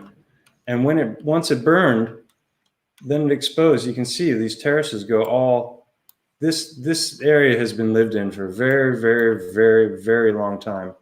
Every single mountain covered with those everywhere. So if you imagine all of that was this smooth kind of rock that's filled with blood vessels, might look a lot more like an elephant then. Don't know what that is, if that's a sculpture or what, but you know, imagine that, the size of a mountain. This is the Gata de Gorgos River here. Goes up through this valley and all through this region, all over, all the way down to the seas. You find these heartstones, but as soon as you go up into the hills, even a little bit, it's a completely different kind of rock. It totally changes. It no longer looks that way. So then the question is it geology or biology? Is that a tree? Mike Ferrer thinks it's mining, right? That would be mining, I guess. I think the trees were real. There's all kinds of weird places in this world, but yeah, so we call it recycling nowadays, right? Recycling. So something that was probably biological could turn to be, you know, something petrified. Then it comes to mining. Somebody makes mining of it with the help of technologies, including those that Mike Ferrer is talking about. So this doesn't contradict any of it. Is just the question of what were they mining, right? They were gold, copper, iron, everything. No, I mean as far as the terrain that they were mining. I think that they were what he calls the ancient miners. I think they were mining the Titans. I think that was their primary source. If biology can transmute elements, then we've got everything in us in one form or another. I mean, we both you and Mike sometimes look in different directions, but actually you're talking about the same thing.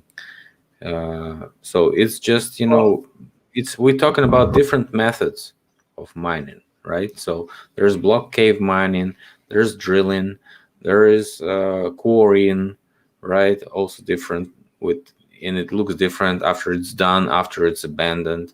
And there's hydraulic mining, right? And he's also talking about this electric method that could be used to discharge certain electric frequencies into the ground. And if that is a mud, this mud can create maybe certain things that look like rivers, and they look like road systems. They can look like whatever. Just for them to start mining one of that parts of that, you know, discharge. And so they discharge it all over again until they're done in a certain way and certain efficiency, and that is sponsored by the economics of mining. That is kind of, it's all the way to the goal. The goal is to sell the resources that you mine to somebody else and get the budgets to mine more. And that could be explainable in the way of logistics. It could be explainable in the way of those star forts that we find everywhere. And so even your place has a star fort. So who knows? Maybe those star forts were outposts of the miners. And this Could is very what we well see. We see the evidence be. of their work. They could have been charging this place with explosives and collapsed this left side of this Mongol mountain, and then use it to create. The people use the rocks to create the terraces for the agriculture, and could have been inhabiting the area after all this mining operation is done, right? Somebody is supposed to be feeding those people when they leave, those miners, with their equipment, because nobody There would were leave. a lot of terraces here, growing a lot of food to feed a whole lot more people than are So living. they created the logistics. They created the construction, the primary construction of Starfort, and they created the resources for the further development of the region, right? The roads, the rocks for construction of those terraces, maybe the rocks for construction, or maybe even the blocks for construction, the houses. Who knows? Maybe a port, maybe a road to some capital city of miners. Who All knows? of the above. That's my new answer to just about everything. I think it's like the classic one with the professors, the blind professors palpating the elephant, and each one's got hold of something different and thinks it's something different. Nobody can see the big picture, and so a lot of people get their pet theory and they think everything is that theory. And I've seen that happen a number of times. The melted buildings is a good example. Like, it's an interesting idea because there's a lot of evidence for it, but if you try and apply it to everything, it doesn't work. And then so people get, you have to be willing to give up ideas as you're moving along. Like when you mentioned my channel in a video you did a couple times ago, and you were talking about how you appreciated that I get on the ground and I'm in there and I'm looking at actual stuff and I'm not just an armchair researcher. And couch expert. Yeah, it's important to interact with what you're looking at and not just see it on a screen. And sometimes you come across information that contradicts your view on things. And I thought that almost happened when I was looking at I'm going to share my screen again to show you. Someone was talking about the mountain and said, "Oh, well, there's you've got sedimentary layers on the mountain, so that game over. There's your theory out the window that you've got these layers, right? It's just piled on layer after layer." And I was like, yeah, gosh, that I'm not sure how to explain that, but I found all of these things in the eye, and there's all this stuff with the ear.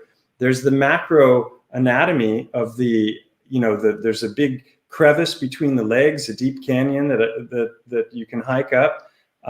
There are all these very specific things, and I was like, well, what's up with this? Why? And then it occurred to me one day that that bone grows like this, right? And I was like, well, wait a minute, what? I started looking into it even more, and then I came across this, and this is looking from above at cranial bones. Guess how they grow? In a certain dimension, you see them parallel to each other, so Yes. looking the same. Yeah, they're growing like rings of a tree, but it's not a flat. This isn't flat, even though it looks flat on 2 dimensions. This is curving downward, but from the side, you get these straight lines. Does that make sense? So, and they follow this pattern all the way to the inside, right? Right. And so that happened with this guy who was criticizing me about the microscope stuff, or I mean about the limestone as well, right? He said, this debunks you. And so I was looking at all these with with the naked eye, and I was going, that's not my experience of these limestone rocks at all here. I've never seen a single trace of any shell or any even a tiny little fish skeleton or anything in any of that limestone. So what he's saying doesn't make any sense.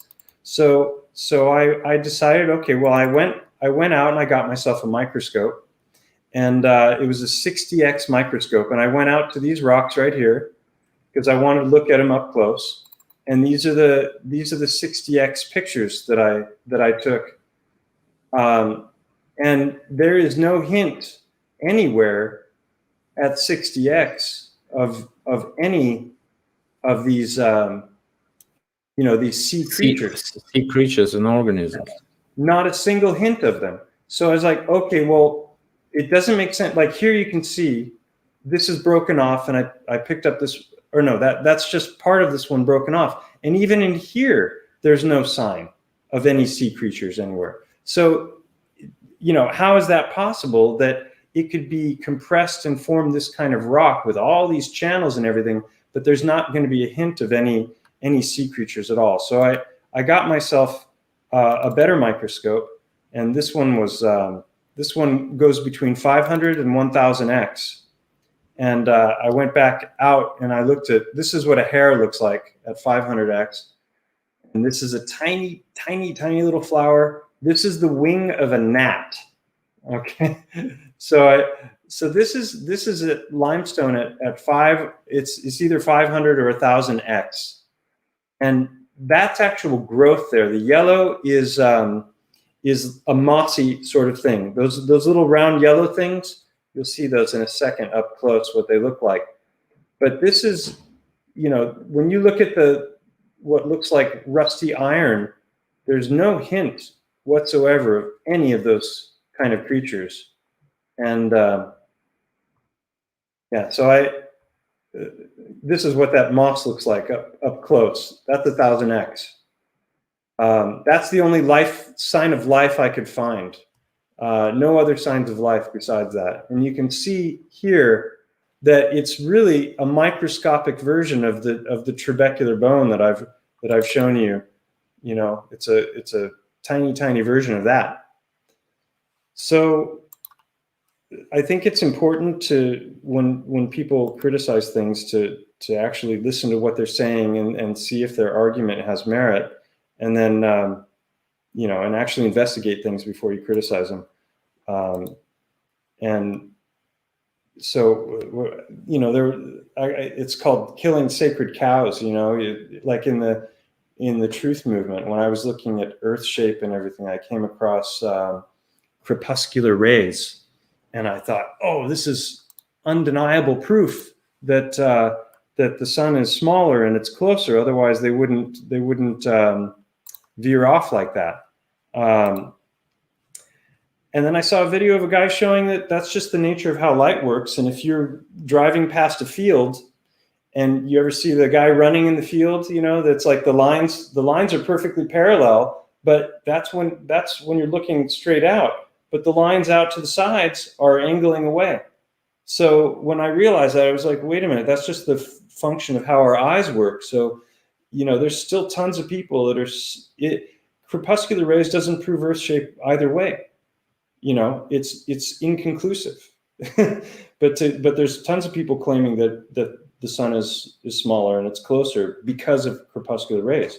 Now that may be true, but it may not be true. It's not conclusive proof, because you can see that it can be it can be repeatable, but it cannot be actually on topic, because of something could be blocking the same light and could be reflecting, like a studio light is also, just imagine if the studio light is something that is reflecting the actual sunlight from above, and that doesn't work actually this way.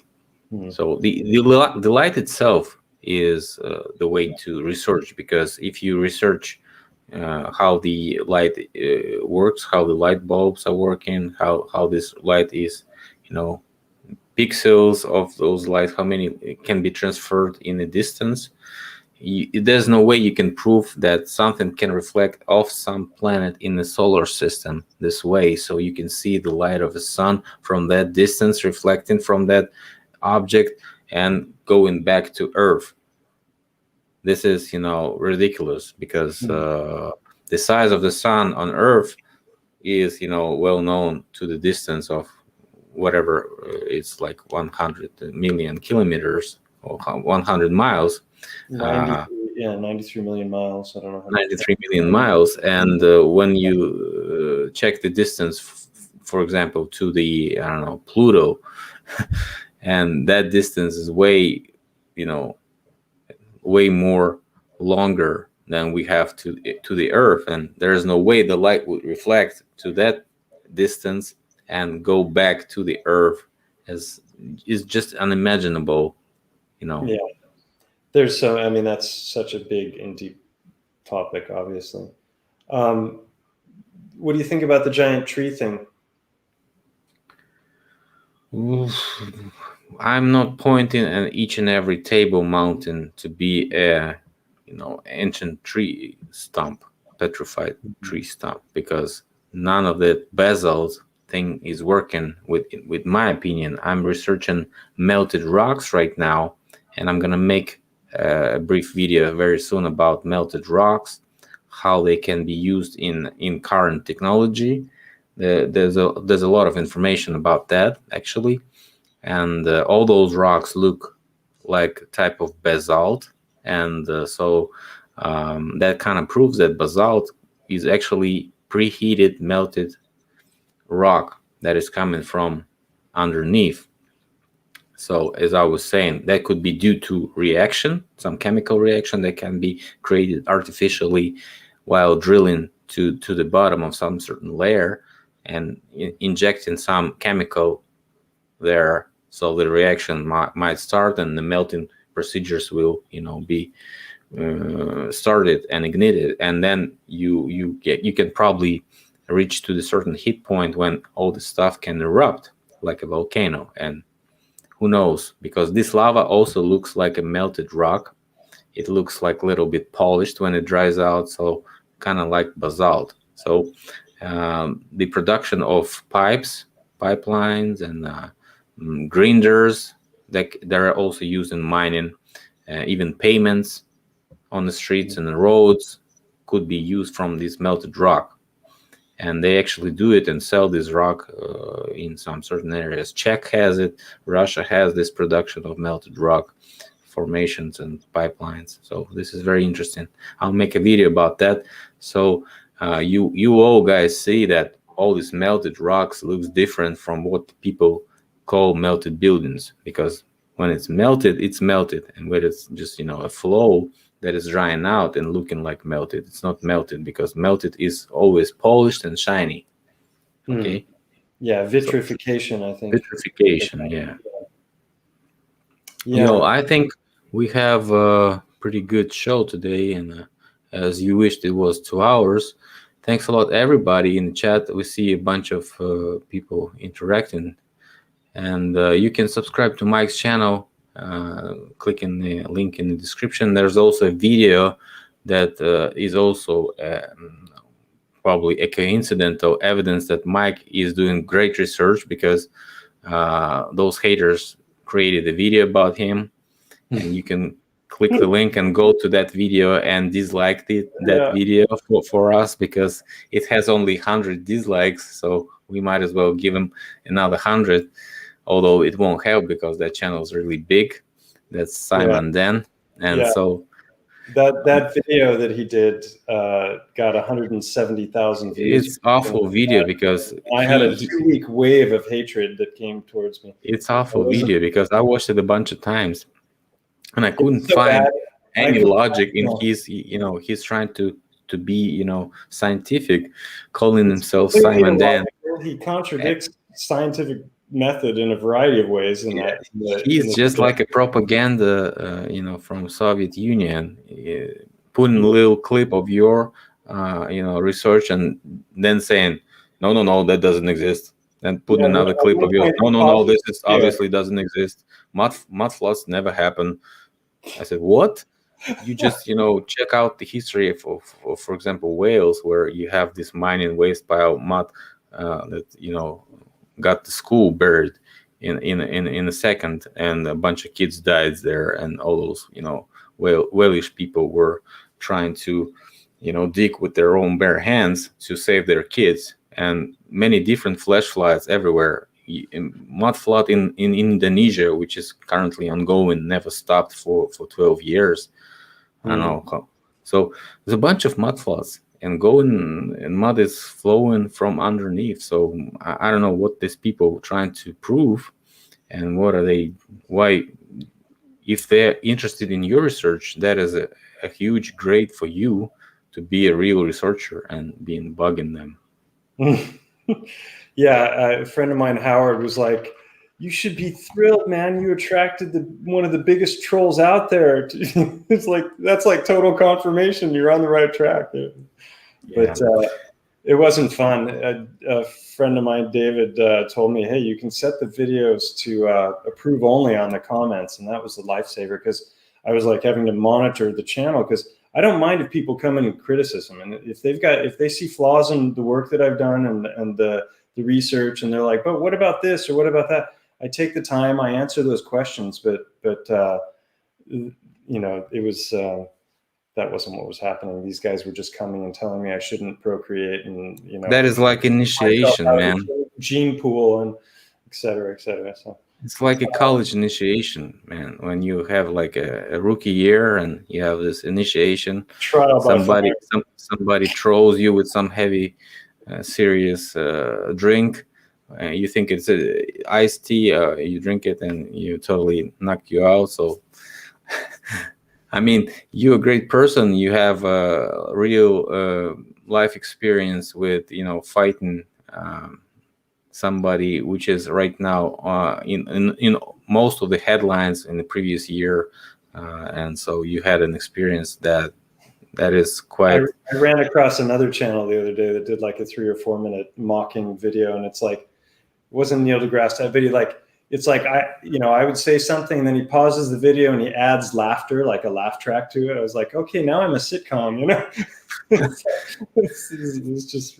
kind of surreal. But I wanted to ask you a question before we go.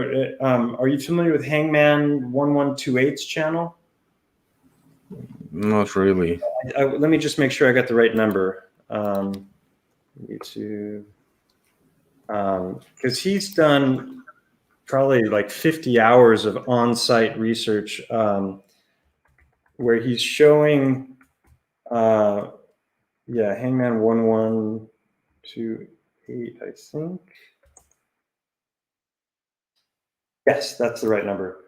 Yeah, he's done some great footage where he is showing basically every kind of, if you imagine a tree decomposing and breaking into different pieces and all the different kinds of patterns that would form from a decomposing tree. And he shows like time and time again, like he's in the forest and he goes and he picks up a piece of tree, and then he like holds it up, and right behind it is a mountain that looks identical to the tree. So basically, if you think of the trees that are there now as moss, and the great avatar trees were there in the past, he's got very, very compelling footage and evidence for that. I mean, Roger thinks Devil's Tower was a tendon ball. No, I don't think so. I think that was a tree or some organic thing. I don't think it was, or not a tendon ball. The tendon inserting into a heel or something. I think that some of the plateaus may be the remains of mining. Some may be former trees that were, and then you see these jagged mountains. So yeah, check out the tree thing. I think it's fascinating. Yeah, it looks like our world was used by different layers of creatures, and one more important thing. Can you do another 5 minutes more? This is something you're going to want to see, because talk about killing sacred cows. I'm just going to share the screen again. So a friend of mine, Eugenie, has come across an archive of let's see, where is it? Talk. Here we go. He's producing a video on this now, but I'm just going to give a teaser. So I've said in a number of videos, and I need to eat some crow here because I lived in Rome for a couple of years. I spent a lot of time walking around these great, what we call Tartarian buildings in this community of this great old architecture, and I know what I call them antique. Antique, right? Well, when I came across the World's Fair stuff, to me that was a smoking gun for a completely rewritten history. And I looked at the scale of those buildings, and I said it's absolutely impossible that they were made out of wood. A structure that big couldn't support itself with just wood. And if they were to spend the time to make those structures out of wood, why on earth would they burn them down? The amount of wood and the size of the beams and everything required, it was just off the charts. But he's come across an archive with thousands of photos. This is all from St. Louis, all stages of construction. Some of it is steel beam, but a lot of it is wood, and you can see the wooden planks, like here, you can see them lying there. So this is gonna kind of send shockwaves, I think, through the alternative researching community, because what we've seen up to this point, or at least what I've seen, has been loads of buildings with lots of, if you see any scaffolding, there's a bit of ladders laying here and there. A lot of it looks like staged photos. But, the stuff, when you look at St. Louis and Chicago, I thought there's no way in hell that's made out of wood and whitewash. But look at this. You've seen this building before, right? This is actual under construction photos. And so Eugenie is putting out a video, I think in the next couple of days. He just started a channel called Retrospect, I don't want to mispronounce it, Retrospectology, like looking at things in retrospect. Retrospectology. It's a new channel. I think he'd be thrilled to have some subs. He's super enthusiastic, great guy. You can come back to the comment section after this video is done and just he's got a very syncretic approach. I'm trying to get back to it. Where are you? There we go. He's got a very syncretic approach to all of this. He's interested in looking at the overlaps, not just ruling things out, because they don't fit with something you believe. And I think it's going to be a great channel. And what I actually didn't like in all this stuff is that people started to call everything Tartarian and making up that everything was from the red brick, because what was from red brick is still hands on, because all those buildings that created in this white antique, column, colonial, whatever style, classical style, they don't exist anymore, and we cannot prove they made from red bricks, right? And if they were made from red bricks, actually, why wouldn't they be still hanging on like the rest of the buildings? So they might as well be wood buildings. Who actually knows? I never made a video about those destroyed expositions, but it looks like after Chicago fire, for example, they could have been destroyed by the fires and all these events that they had in Chicago, because most of the buildings were destroyed. And they also connect this to the raising of the streets. After the fire was done, they needed to, start to creating those sewers and stuff like this. And so they started raising the buildings that were left. And but that doesn't make sense in case of the previous city. So the previous city was created so badly that they had all those sewers also not working at all. So this is also doesn't make sense, because the city was growing, so the people were healthy. So probably if they were healthy, they had good sewer system, right? Good water, and didn't have shit around their houses, like they say about this horse crap theory, as the people were creating pavements, and all those pavements raise and raise and raise and raise, and they're supposed to move to the second floor. This is These ridiculous. buildings have bathrooms and kitchens. I wonder if they even ate. Maybe they didn't need to eat back then. Yeah, there's a question of bathrooms also that comes up to discussion, because people start to say, if they had bathrooms, actually, where did they why don't they have them in those huge palaces, like in France? Well, if they were giants, there was probably greater air pressure, oxygen concentration, because that causes gigantism in biology. Is you increase the pressure. They've done it with tomatoes, and like it grows thousands of tomatoes, and they're big. So maybe they were just absorbing prana. I don't know. Bushwhacking Tartaria is a great channel. They get on the ground and check stuff out. I think you've interviewed him. Also, there's another guy that's really great, Paul Cook. I think I saw him in the chat earlier. Shout out to Paul. He's doing really great stuff.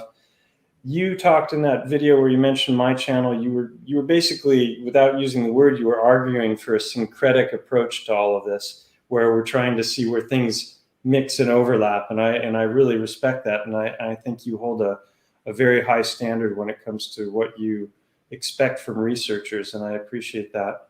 And John Levy, the same week that you came out with that video, basically was saying the exact same thing. So I think this is, in order, if there's going to be any kind of unification and any kind of power as a grassroots community, we have to stop like cutting each other off at the knees and start to cooperate more.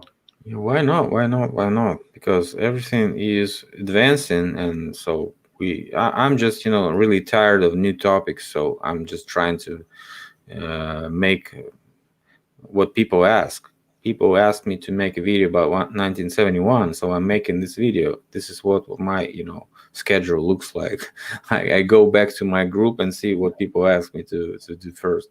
So yeah, I had to take some time off. I was just, it's been a weird year with COVID and restrictions, and yeah, we all had a terrible year, and so this is all gonna continue and gonna be intensifying very in front of our eyes. Nobody would think of what would happen 3 years ago, 2 years ago.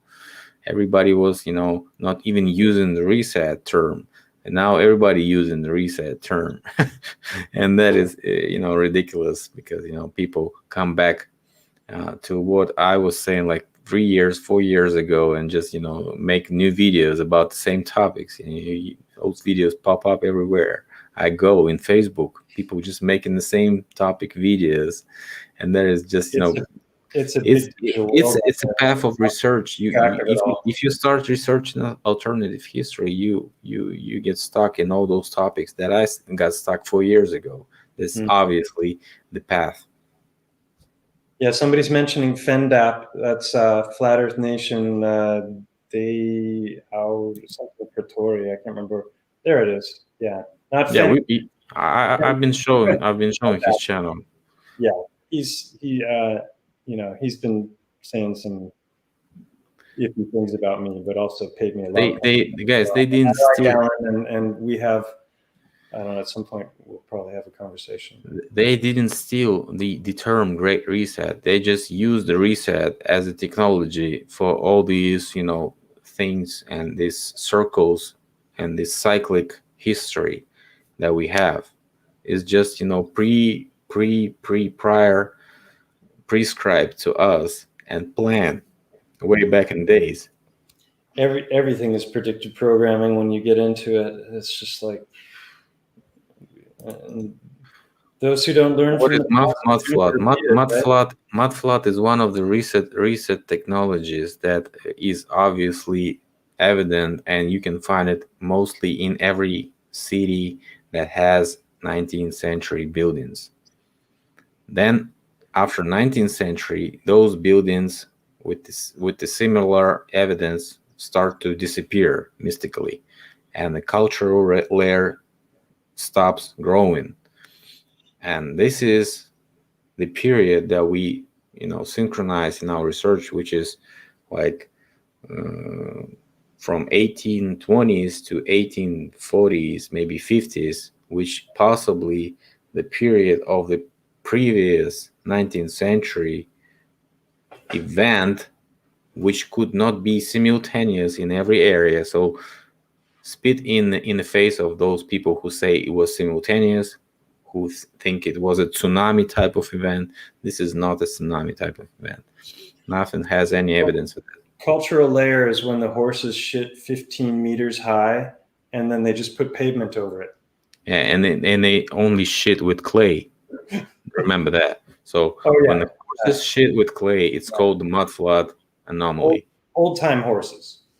Yeah, those horses that carried all those materials and construction blocks for those magnificent buildings that we can observe. Okay, thanks a lot for watching, guys. I hope it wasn't boring this time. See you guys later. Thanks, Mike.